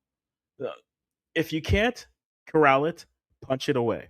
If you can't leap to it, do something. You can't concede. That was a bad first goal to give up. The second one, I can live with it, but the second one goes to the problem that I think um, Malawi are having. Yes, Sakelo deserves her 4.8. Let's not pretend that she doesn't. But those fullbacks are ushering Zambian players to really wherever they'd like. Would you want to go out wide? Well, this way, man. Do you want to go cut inside? Well, just this right this way. Their fullbacks have not helped their defending any. Now, the whole back line has been a little bit of a problem, to say the least. That being said, that 4.8 is very much seen, but defending has been poor. Meanwhile, Temwa and Tabitha Chawinga are doing all that they can. As much as, look, Banda getting the goal, Prisk getting the goal, to me, it's, look, Nali, the goalkeeper, two big saves, one punch, one at sweeper act. I think right now, for the chances that Malawi have created, she's been able to stand on her head. And that's a difference. A competent, decent goalie versus a poor one. And that's the difference right now in this game, where one team has two goals and the other one has two big saves. And that's the difference for me. So, as much as, look, the goalie deserves her criticism. You see, this is when I realized I've been in Jamaican spaces for too long. I was about to say they deserve their beating. And I'm like, not what I was trying to say. Not what I was trying to say. But the defense have not done her any favors. Center backs also have not. Nadise, like, there's one sequence on the second goal. She's too far out and gives up the inside. Now, yes, as you hope your goalie gets that, there's no doubt. But you got to be better at that. Dual success 2 out of 7 is not really the issue that I have with her. Her passing has been all right. Attacking has been there, but her defending, ground duels won 1 out of 3, no tackles, 1 interception, 4 clearances. But this is like, I've not, like, the defense has been poor and has further exposed the goalkeeper for Malawi. That's the issue for me. Right. Maluba, Maluba is the young one. Defending, again, Zambia defending. Look, moving the ball up has been where they've been looking better. And, like, if you just take a look at Fury and Banda, like, Banda's an easy one, but let me look at Fury here. All right. Fury here, one shot, decent, cool. Playmaking, not as much. One accurate layoff. Progressing, 7 out of 13, decent. Accurate passes in the foul third, 1 out of 2. Progressive passes, 1 out of 4. Again, it hasn't been like they're being run over. But the problem is the defense from Malawi are just that poor that the chances come in large, big varieties that you're just watching them and saying, well, what are we? This is how you want to concede? Okay. And again, Sakelo deserves the criticism for the goal she's getting, but everything in front of her hasn't really done much. If we look at what Temwa has been doing, one shot in the final third, expecting goals on target was 0.48. She had that good save from forgetting her name, Zambian keeper. Offsides, one aspect. Playmaking has been there. Progressive has been hit or miss. You need her to drop back more and get the ball because the midfield isn't really building up. And this is where for Malawi, but this isn't a passing game. Okay, this isn't a game where one side is going to pass through the other side. But Zambia have been more patient in their build-up in a game that's been breakneck. Zambia have been able to pass the ball past whatever you're calling those defenders, traffic cones, simulated left to right shufflers. They've been able to pass. And when's the last time we say that about a Zambia side? Zambia's been able to pass the ball well against someone. That should tell you what the quality of your midfield is right now. Right? This game is going to be a whoever gets the ball to their forwards, and their forwards create magic. But right now, Zambia have the athleticism in the back to at least keep up and hinder both the Chewinga sisters. But Malawi are giving options. What you you want left? It's available. You want down the middle? Maybe. You want the right? Right this way, ma'am. It's free access for all. It's free access for all, and that's where it's going to be difficult. Could they find 2 goals in the second half? Yes, because this is a Zambia side. Zambia will give up a chance or two, but have Malawi dug themselves too deep of a hole to overcome? That's what we're going to have to watch and see for the remainder of the half and the next half coming through. But what have you guys thought? Give me your thoughts. I'm curious to see what you are thinking.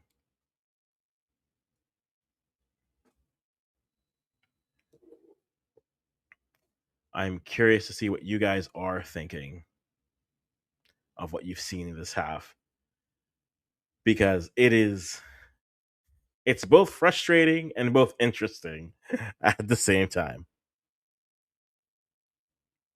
It's both it's interesting and frustrating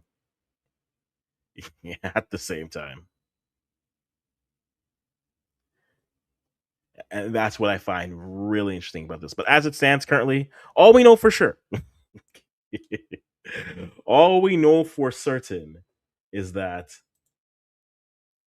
Zambia are at the top of the group if the results hold. If the results hold, they are at the top of the group. And then we have to wait for the other results that move through. With Egypt scoring a goal, it may or may not change who finishes in first or in second. We don't know. But according to Firewall, it's as long as Nigeria wins their game, they move through. Goal difference may play a role, as more goals could be there to be scored. But according to, he says, with hesitation, according to Soccer Way, it is that score. It is that score as we are underway. Sorry for all the talking there, guys. We are back underway.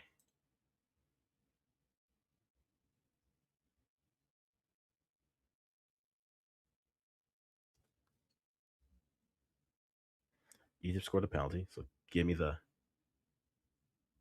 Yes, it's a 3-0 battle. Give me more information.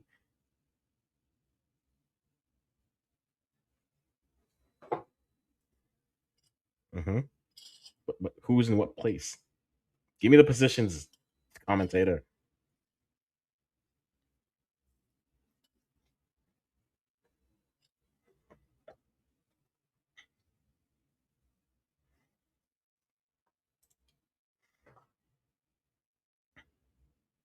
All right, so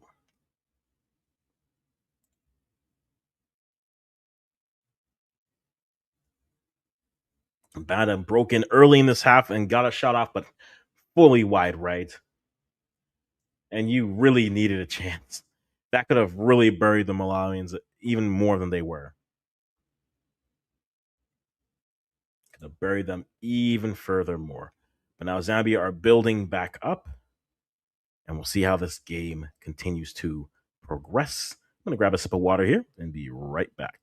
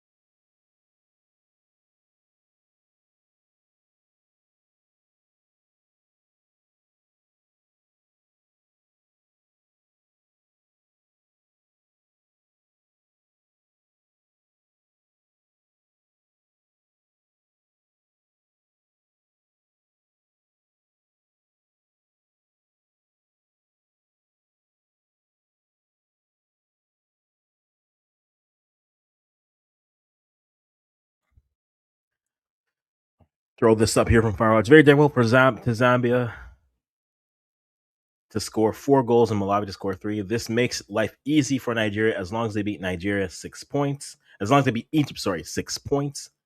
That's the case. If I'm Malawi, just get one and see what happens. I'm here for the chaos for the groups, to be honest, but we'll see what comes of it here. As again, we have 2-1 for Nigeria over Egypt, and Zambia currently up 2-0 on Malawi. As stated earlier, the only thing I know for sure is that Zambia is at the top of the group. That's all I know for sure, as the results hold. One goal can change a lot, and we'll see what can happen. But again, so far in the beginning of the half, Zambia have been the more dangerous of the sides. And so we'll have to wait and see.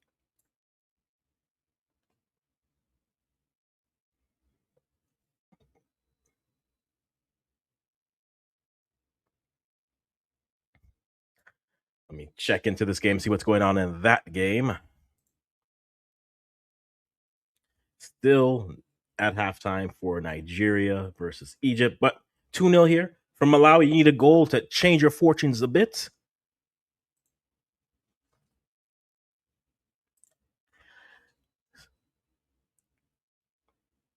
So it's the going up on the goals.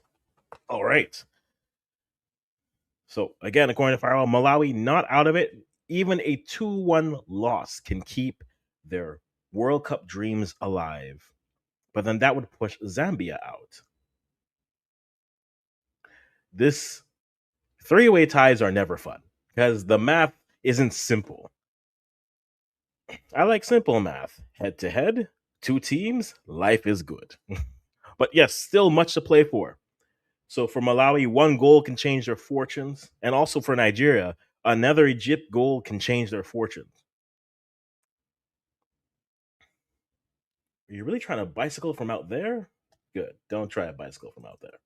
Wonderful, wonderful. As we get back to the action, as we stand, as for those of you swinging by, again, those are your scores so far. Only thing we know for certain is Zambia are moving on. And we have a yellow just got issued for Malawi. Let's see who's getting that.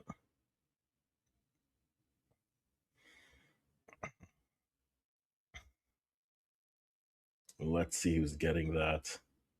Oh, good tuss. Oh, that's a yellow. For sure, that's yellow. Perfect. So, Firewall putting this here, which is good to know. If it's 2-1 Zambia, so Malawi getting 1 goal changes the formula. And Malawi just needs 1 goal to change their fortune.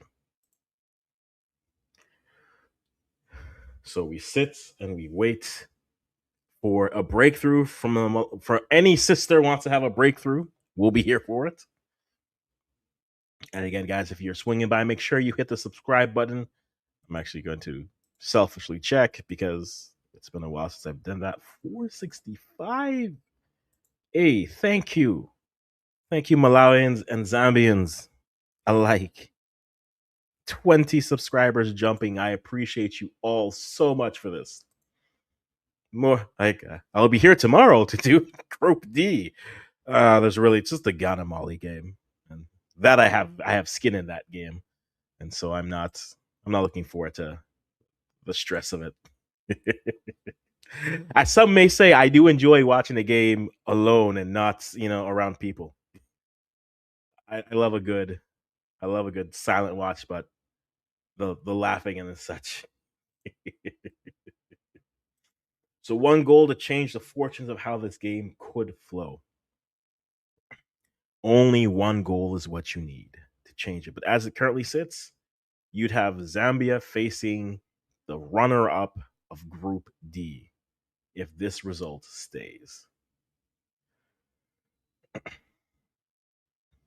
But Zambia can change their fortune with a goal to put it in, but a conceded goal could then limit it and change the format of what Group C can look like here at WAFCON. As we're waiting for Egypt and Nigeria to get going as they are going in the second half so far. They're in the 48th minute. No goals yet. Still 2-1 for both sides.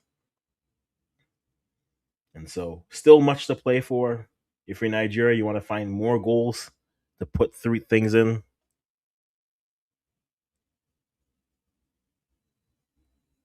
It certainly changes the thing. And I see you here fire all the calf sucks. Oh, you don't know the half of it.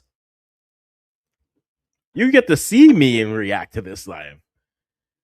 The head to head, they try to do the thing. They try to follow with what Infantino did at the World Cup, where head to head's the first tiebreaker, which means you can eliminate teams or keep groups open. Like Group D is done because Cameroon have defeated Mali and Ghana. And so no one can catch them, even though a win from Mali or Ghana would put them to 6 points and probably would put one of them over on goal difference, possibly.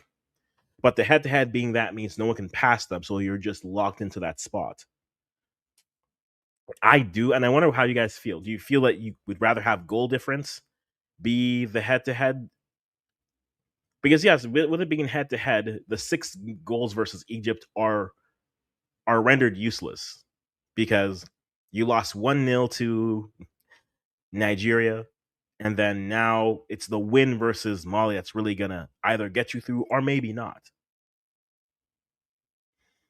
Right? It's trying to lock some things up. But hey, they finally get a group that the last game is to go through with Group D. But they've had one group yesterday, Group B, every team was alive. And you had South Africa finding a goal out of nothing. And now they're playing Morocco, which is a much better quarterfinal matchup than what we were going to get before. If it was Morocco versus Tanzania or Morocco versus Burkina Faso, maybe Cote d'Ivoire could have been interesting, but Cote d'Ivoire were far enough ahead that they were either first or second. But again, to me, this tournament's just been teams that have just not performed to what we are accustomed to in their standard. As we have Zambia moving the ball into the attacking space, can they create something interesting here? We'll have to wait and see.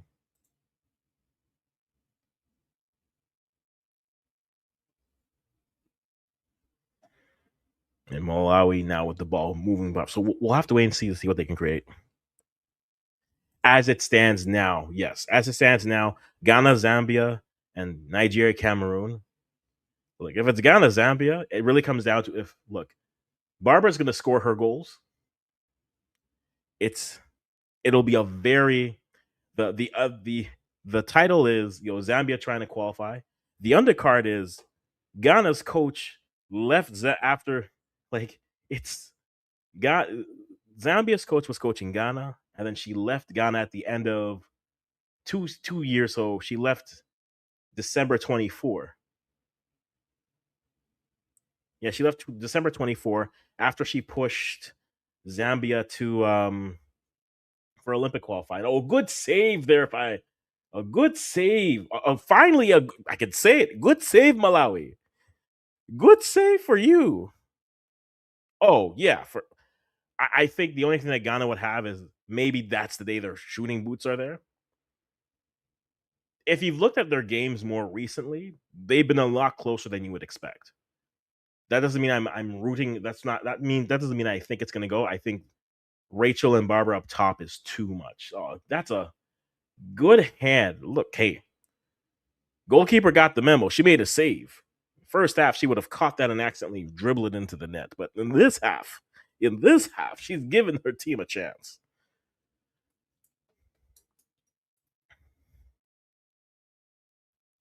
Right? They are bet. I think it's a better matchup because what's it called?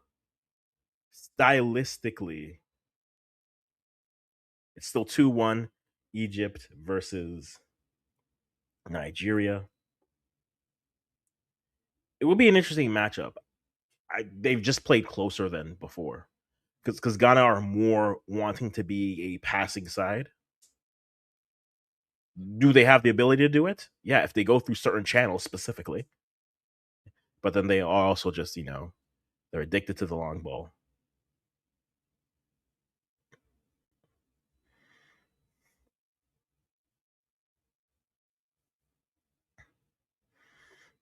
Okay, so that's where yes, so that's where it makes sense. So that's where it is, and that's a comment that makes sense. Looking at the shit, it makes a lot more sense. And Lawrence Capilli Pili Capilli Pili Pili Pili. I see you go, Zambia. They are up. They look like they are headed towards the quarterfinals.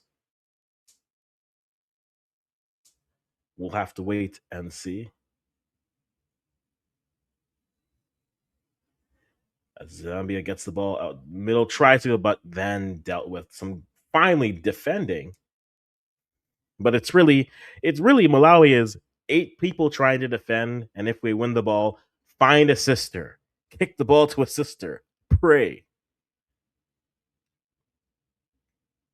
which isn't terrible if you could actually defend. And so I saw a comment here on another stream that puts it through. The goal difference is what's making it based off of that. So that's where Zambia right now are 2-1 up. Nigeria are 3-3 in their goals amongst the teams. And Malawi are 3-4 amongst the teams. And that's where the difference is. So that's where the goal difference makes its difference. And now I understand that much better. And now I can see. So as we stand here heading to the 63rd minute,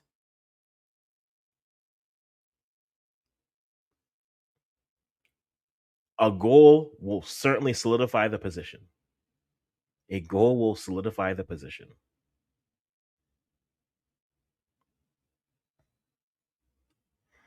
All right. And I'll put this here for you for it to make a little bit more sense. So currently, Nigeria's goal difference currently is 3-3 in the games between the 3 teams. Zambia is at 2-1 because they have the one against Nigeria that they conceded, but they've scored 2 against Malawi. And Malawi has the 3 goals scored against Nigeria, but have conceded 2 against both Nigeria and Zambia. So as it stands currently, and now I understand and it makes sense, I'll post that here for you. So with that being the case, a goal anywhere changes the formula.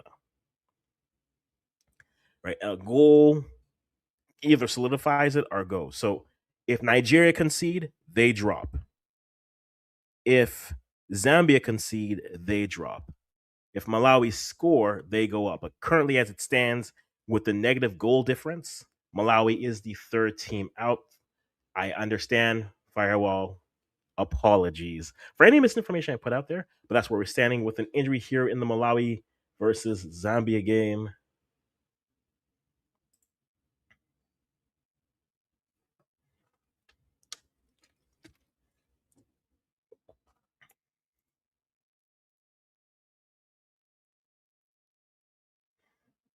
Who is down? Who is down? And Nigeria are doing their part. Nigeria are doing their part as they have a 3rd. They have just scored a 3rd, which means Nigeria's goal difference is now +1, which means somehow, yes, I'm just seeing it come through, which means somehow Palpatine has returned.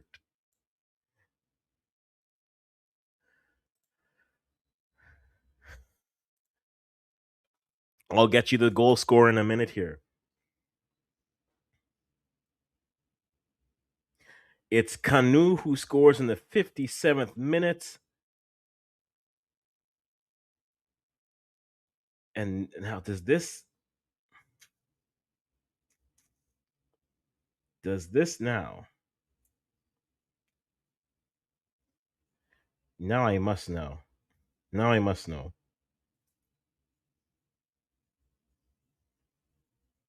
This could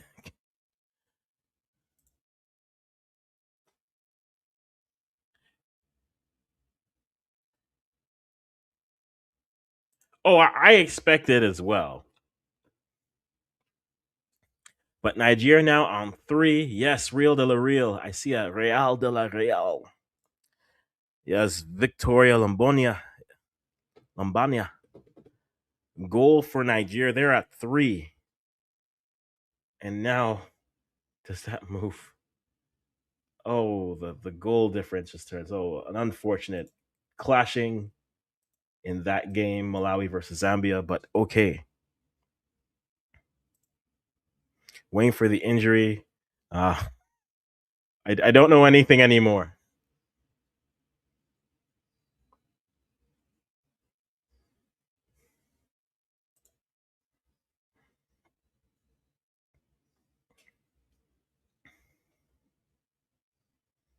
As Tendai Grisanindi gets a yellow in that game. So another yellow for Malawi. A lot of pressure living up. They need a goal. A goal could help start to shift a bit of a tide for the game they are. But Nigeria up 3-0 in their game. And as I just posted here, if you hear, the goal difference was 3, 2, and then -1. Now Nigeria is at a +1 goal difference, as is Zambia, as is and Malawi are at a -1, which means does that mean Nigeria now at the top of the group? Somehow Palpatine has returned. Ah, JD somewhere giggling. I don't have time for this.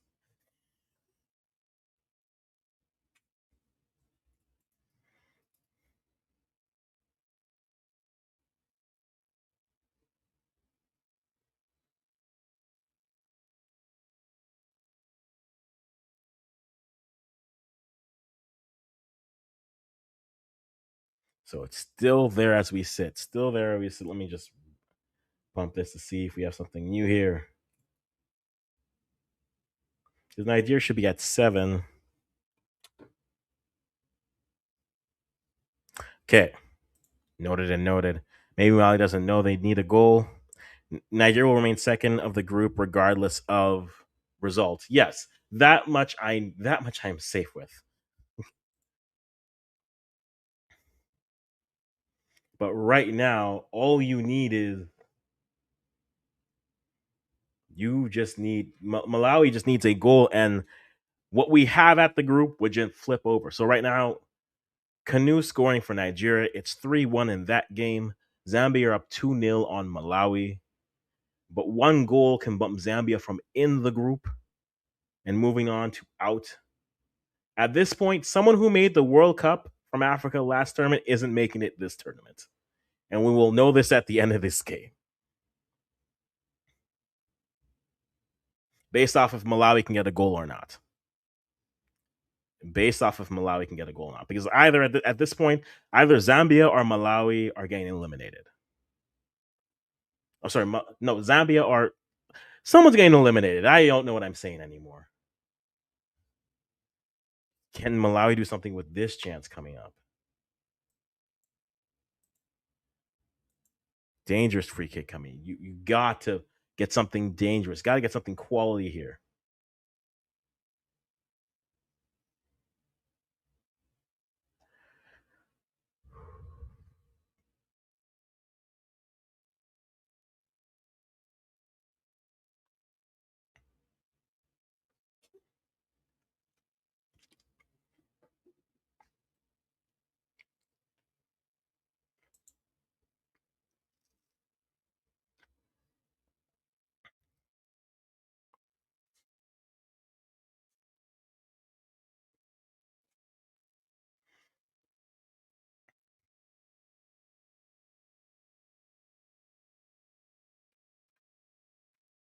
Malawi. Let me take a look at this chance, this opportunity here.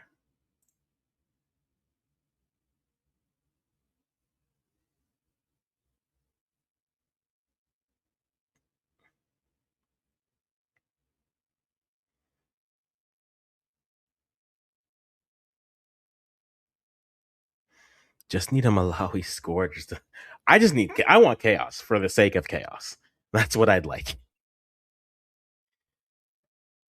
Unless my team is involved, in which case I want a calm win. That's what I'd like. All right, so the free kick goes in, cleared. That could is that a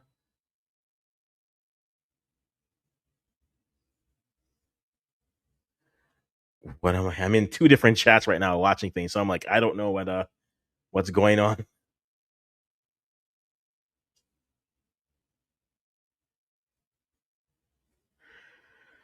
Oh, this is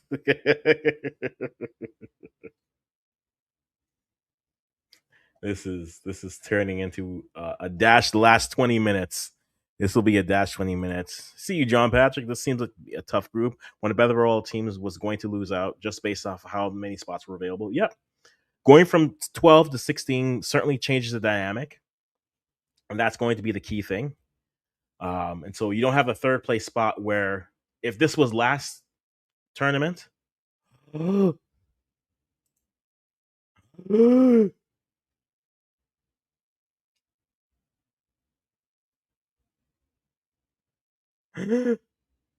ah, excuse me, my noises.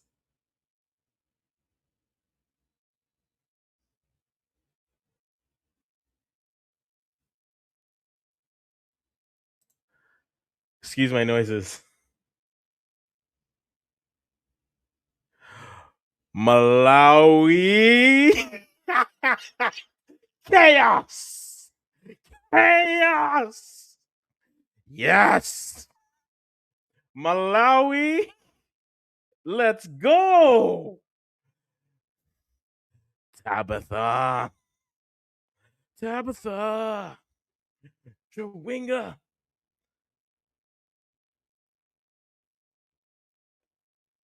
Hey.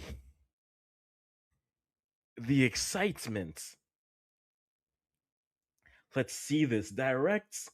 They get the ball. Like I said earlier, this feels like the type of game where, oh, good layoff by Temwa. Tabitha gets it. Tabitha goes through. Tabitha puts it through. Defending for who? For who? I'm here for the chaos. Malawi get one back, and now get your calculators out because it's really this simple. Based off of the goal difference, it is now Zambia and Malawi with 17 minutes going. So I posted this here before Nigeria and Zambia, I'm sorry, and Malawi had scored. This was the goal difference for the relevant teams. And so if you add one goal for Nigeria, they're at +1. Zambia, with the goal conceded, are now at 0. But Malawi are at 0. But because the goal scored, it becomes the next one. Malawi are now in second. And somehow, Nigeria has returned.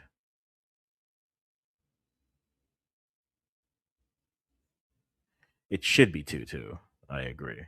Somehow, Malawi have returned. Nigeria have returned. So at this point, Zambia are out because of goal difference being the third. As Chilufya leaves the game, that was the early substitution.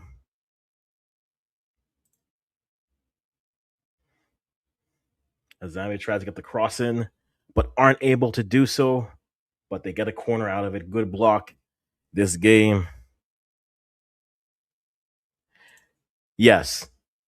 Yes, if they pull a goal out of anywhere from Cleopatra's from if they pull a goal from Cleopatra's closets all the way from the corner of the Nile, it more chaos. And I, for one, love this chaos.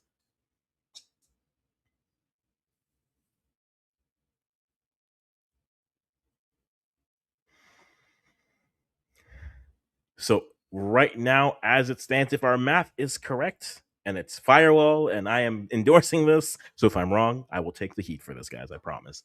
It is Zambia. No, no, it's Malawi and Nigeria currently moving from Group C. Zambia, that goes out. This leaves now. This goes down. This goes down now.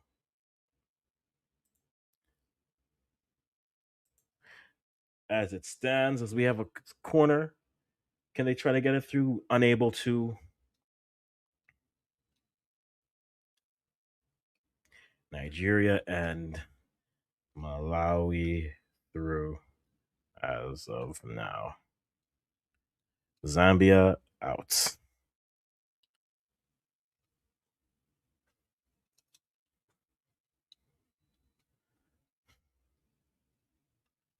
As of now.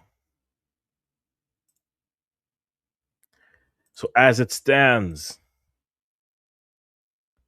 Nigeria and Malawi are going through. Yes. You like the lads flower.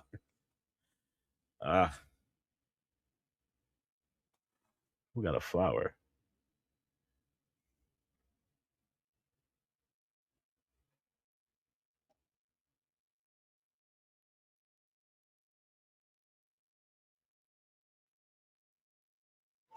What?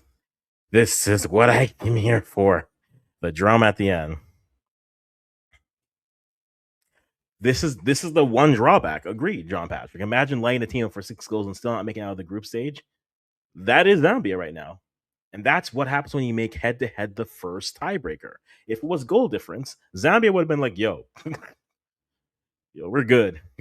Even if it was normal, if this was just goal difference, they'd be at 7. And there'd be nothing, they'd be at 7 right now. And so they'd be at the top of their group based off goal difference. But because it's now the 3, it's head to head. The tiebreakers are amongst the 3 teams that are tied, not the 4 teams. And they go to common opponents if they're still tied. The goal difference puts Nigeria amongst those 3 teams. Zambia have a loss and now a 2-1 win as it stands. And so, yeah, that's what happens when you make. Yeah, agreed. They should be, but somehow Palpatine has returned. Somehow, Palpatine have returned. But it's still 3-1 in the Nigeria Egypt game. It is still now 2-1 Zambia versus Malawi. And if everything stands, Malawi and Nigeria move on. Zambia. Copper Queens, you could have the greatest songs for World Cups. Nothing else. Again, as of this moment, a team that qualified for the World Cup 4 years ago is about to not have a chance to defend their crown or their spot. It's not really a crown. Zambia didn't win a game at the World Cup. But I am here for the chaos. 10 minutes to go. 10 minutes to go. Let's go, Scorchers. Your time is now. Make us proud. You've got this. Malawi fans are in.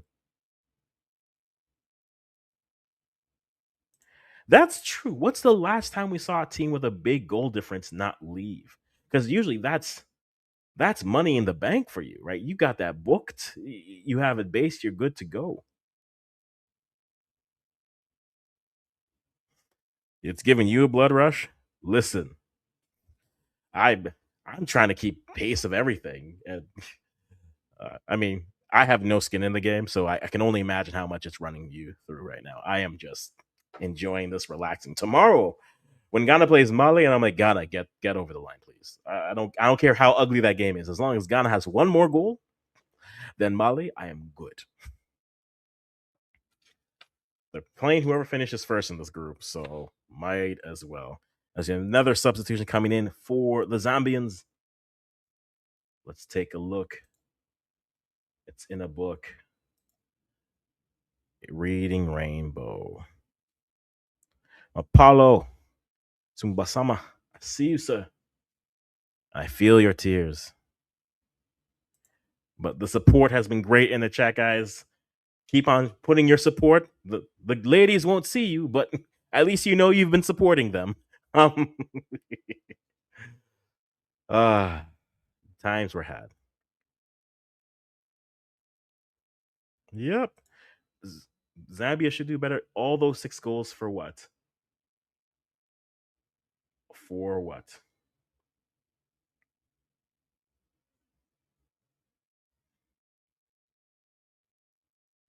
Right. And so if everyone finishes with goal scored, yep. Malawi goes up. Nigeria finish in second, which means you could have Malawi versus good. I don't want Nigeria Ghana next round. It's too early for people yelling about rice. Says someone who yells about rice. Malawi, can we? If they get an equalizer, they really cement this. An equalizer really cements this, and they've certainly looked better in the second half.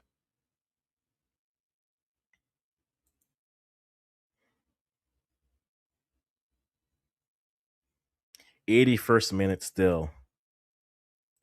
It's look, it's not new.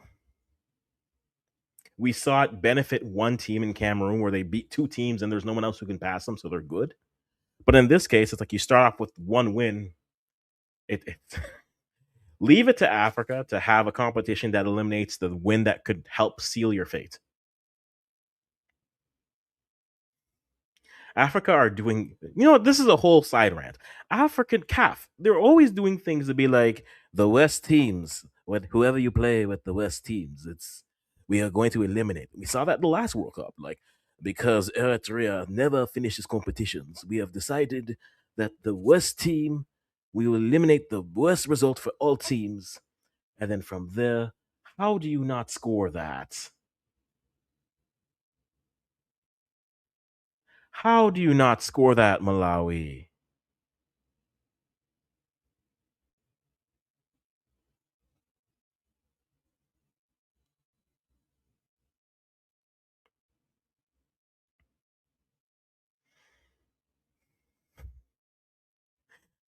I'm not here for conspiracy theories. I am not here for conspiracy theories at all. But what I will say is this. It's it's rather interesting that the last 2 rules have somehow benefited Nigeria. Now, has Nigeria done anything with it? No. But somehow men's World Cup qualifying. We will eliminate the last team. And so now Nigeria goes from not qualifying to we finish in 4th and then we can be re-ranked here. Temwa should have scored that.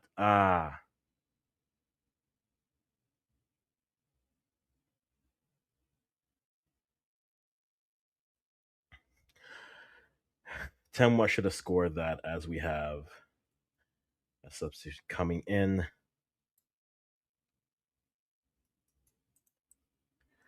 Time is running. Levi, I see both teams have 6 points. Yes, but because it's just the results among the 2 teams that matter, or the 3 teams that matter.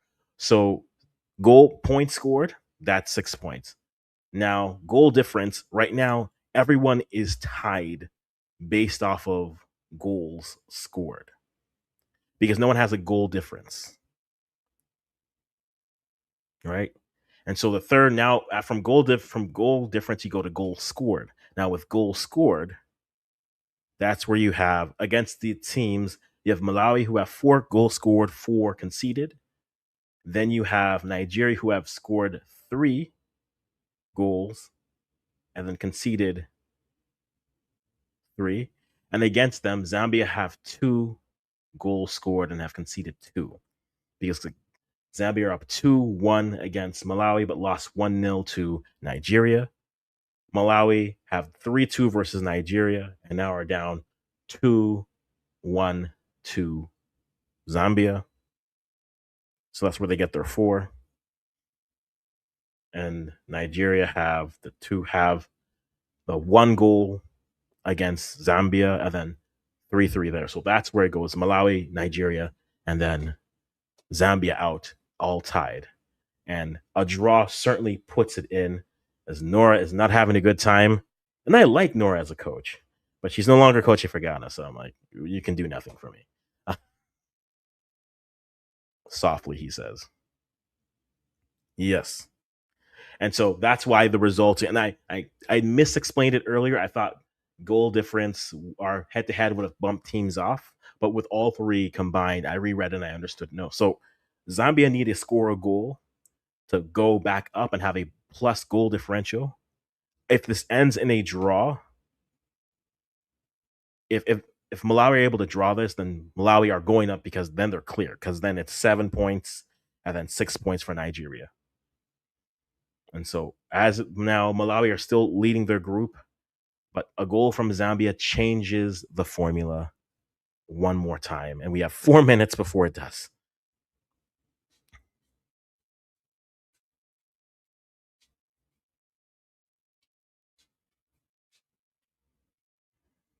A goal from Malawi really seals the fate. But we wait and see. And guys, everyone who's been here, I appreciate you so much. Thank you for touching the like button. Thank you for subscribing. For those of you who have, thank you for being here. Thank you for being a friend. And we'll certainly see it finish up here in a few moments. But so far, as it stands, as you see it on the screen, Nigeria and Malawi are moving through, and Zambia would be out as of this point. Or another penalty coming for Nigeria, not against Nigeria.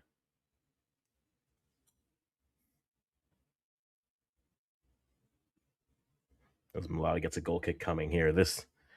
We were all about throwing out math that we don't care about. 1471, guys. Appreciate you so much. That's all I need. Just your support and your subscriptions and your likes. That's all I need. Won't ask you for super chats or things like that. Just your support. It does more than enough. Again, we do primarily Canadian and African content. Right after this, I'll take a quick hydration break and then be back to do Canada's under 20 game with Jamaica. Winner of that makes a U20 World Cup next year. So that'll be where I'll be, and we'll have to weather the many voices that are telling me this is not my year.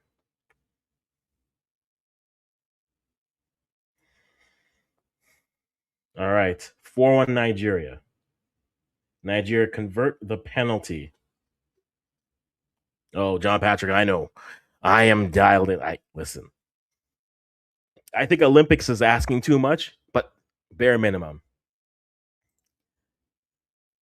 they got to qualify. They got to qualify for the World Cup, which means they got to win against a side that, look, we'll see what they're able to do. Nigeria up 4-1. And so you still have those those two teams coming through, unless we get a change. So 4-1 Nigeria, still Nigeria and Malawi moving on as of now.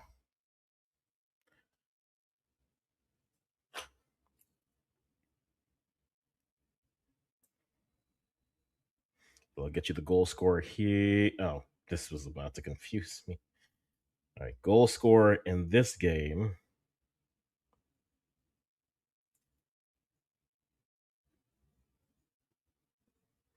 The fourth goal is scored by Echebe scores.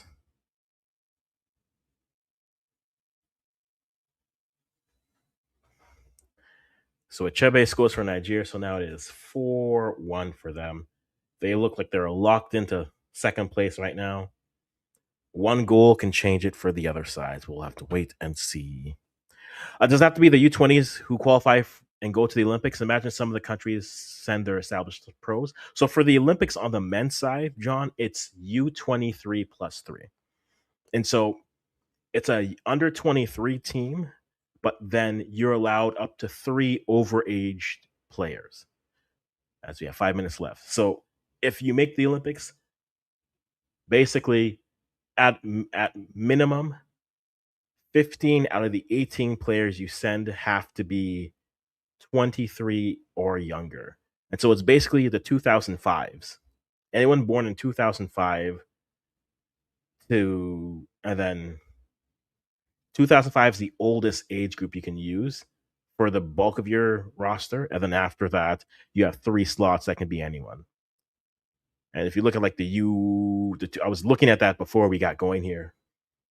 That basically would be the last two cycles of U20s for Canada. And then you can add three players.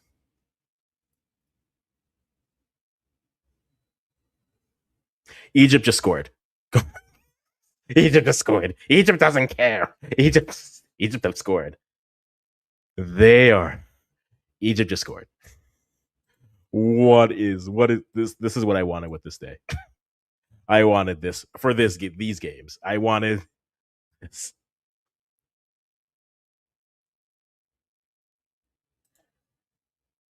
Listen, you do. Really, you don't care? You have 10 trophies. Don't tell me. Don't start with this. Oh, we don't care. You have 10 trophies. You've run out of fingers. None of this we don't. Yes, the World Cup matters. Don't get me wrong.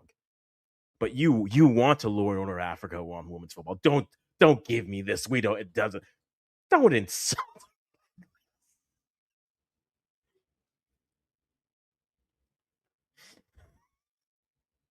Don't insult me like this. So it's 2-4-2 right now in the Egypt Nigeria game. I had to go back to that. I should have pinned that comment.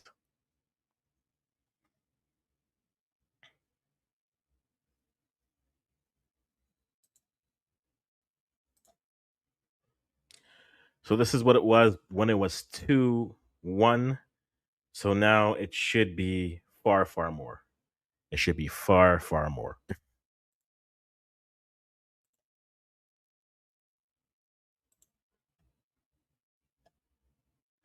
No, I mean, we don't want this. You don't want this one. Now you're like, no, not this one, not this. Then the next one. Corner kick coming from Zambia. Oh, they now are understanding the urgency of this game. Let's see if they can create something in these dying moments here.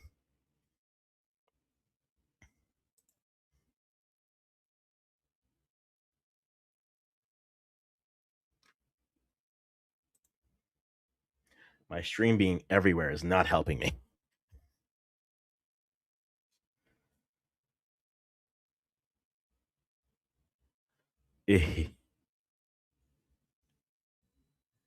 Nigeria get another penalty.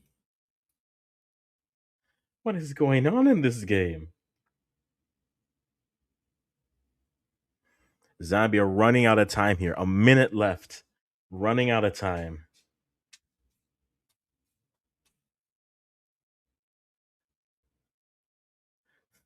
Nigeria gets a third. I'm sorry. You can't tell me the allegations that if someone says this is rigged and Nigeria getting three penalties, you're just like, from the outside looking in, I'm not ready for this stress. Off the bar is not ready for.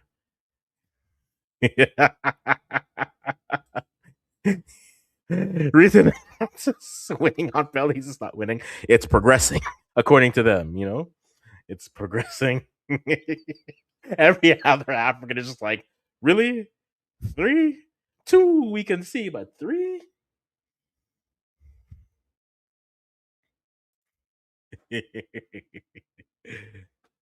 Yeah, I just saw that I am not ready. Zambia. Zambia are not going. They are not going quietly. Zambia are not going quietly. And nor should they. It's a World Cup slot. Two spots to fight. Oh,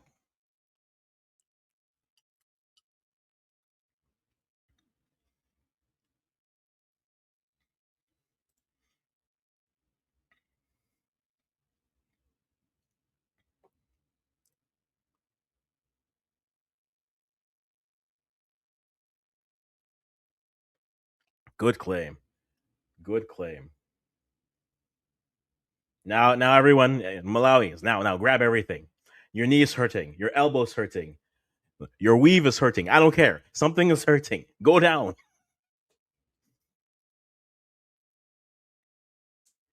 And that is it. So Malawi falling to Zambia 2-1. Nigeria getting gifted 19 billion. See, I sound like him now.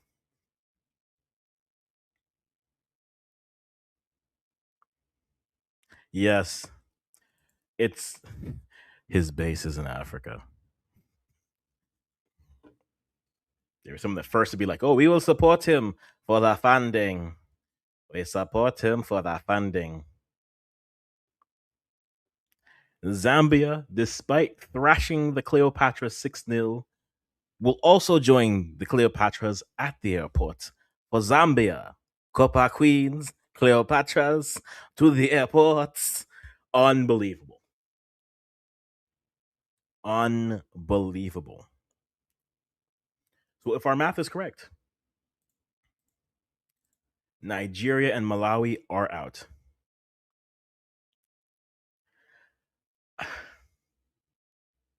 Nigeria and Malawi are out to the quarterfinals. Not out. They are out and going to the quarterfinals. That is where they currently are sitting because of goal difference. Go vote Zambia. Yes, get out the vote. Let's see if we have it properly set up. Did they update it? Yes, they did. And so as it stands, this is your final group ranking, which means you're going to have Malawi versus either Ghana or Mali. And then Nigeria are facing Cameroon in the quarterfinals. So only one spot is left to determine as due to tiebreakers. It's goals scored in head-to-head matches were the tiebreakers. And Malawi, it says it right well, and I'm sorry it took me so long to figure it out. But Malawi gets 4 points, Nigeria gets 3 goals, and then Zambia gets 2 goals in their games against each other.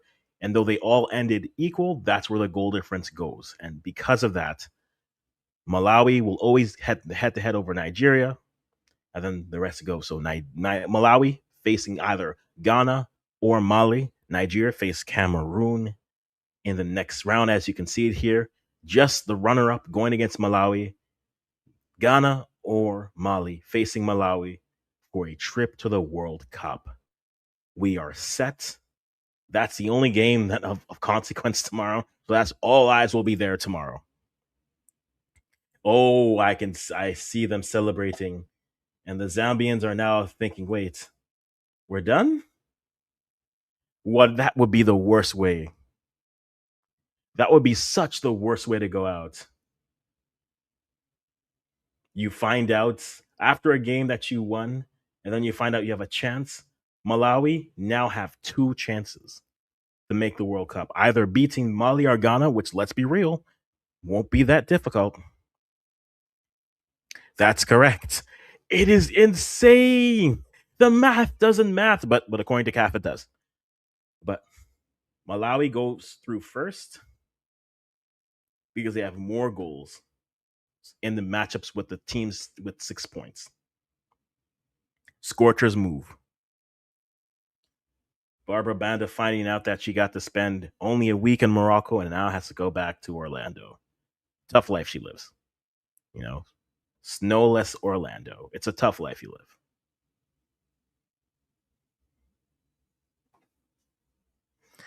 And that's where it stands. So tomorrow, Ghana versus Mali. That's the only game in Group D that matters. Cameroon already through. Yes, very much so. Very much so. Such an interesting game. All teams with 2 wins, but with their matchups against each other, again, that is the difference. The matchups against each other, that is the difference. And that's what ultimately brings it out. And you have Malawi finish top of Group C. They face the winner of Mali versus Ghana. which at this point is Ghana because they have the goal difference over Mali. They play each other in the next round. So if the game ends in a draw, Ghana has a +1 goal difference. Mali does not have a goal difference. And that will be the difference. And so that's where we sit with that. So unless we've been wrong, we haven't been wrong before, that's where we sit. Tomorrow, that's the match we'll be watching. I'm going to sign off here because I'm going to be back in about 10 minutes to do Canada versus Jamaica U20s. And we will go from there. And this is where we sit. Guys, thank you again for being here. If you subscribed, I agree, but they're just gonna keep on doing things. This is CAF. Where can you watch these games from the Netherlands? Watch WAFCON in Netherlands.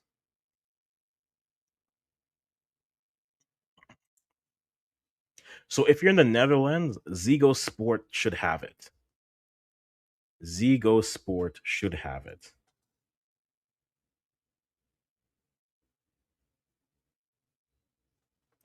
All right.